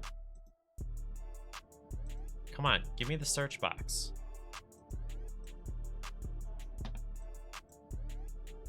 Like, I can click on everything except the search box. Why can I not click the search box? Okay, fine, I'll look it up on my phone. Screw you. About a foot of snow? Jeez, that's a lot of snow. And not even Halloween. I don't mind snow a little bit, but if it's this much snow this early, then yeah, screw that, because it's going to be all season. Okay, so we're going to get some rain overnight, but it's going to stay in the 50s or 40s. It's not supposed to get anywhere near freezing, so you just being in Colorado, come to southern Colorado. Yeah, no. Yeah, you being in Colorado nearer-ish to the mountains, that's probably where the snow came from. Oh boy. We have a lot of leaves on the ground. That's all we got. Okay. Eric, did you see my pumpkin in the Discord?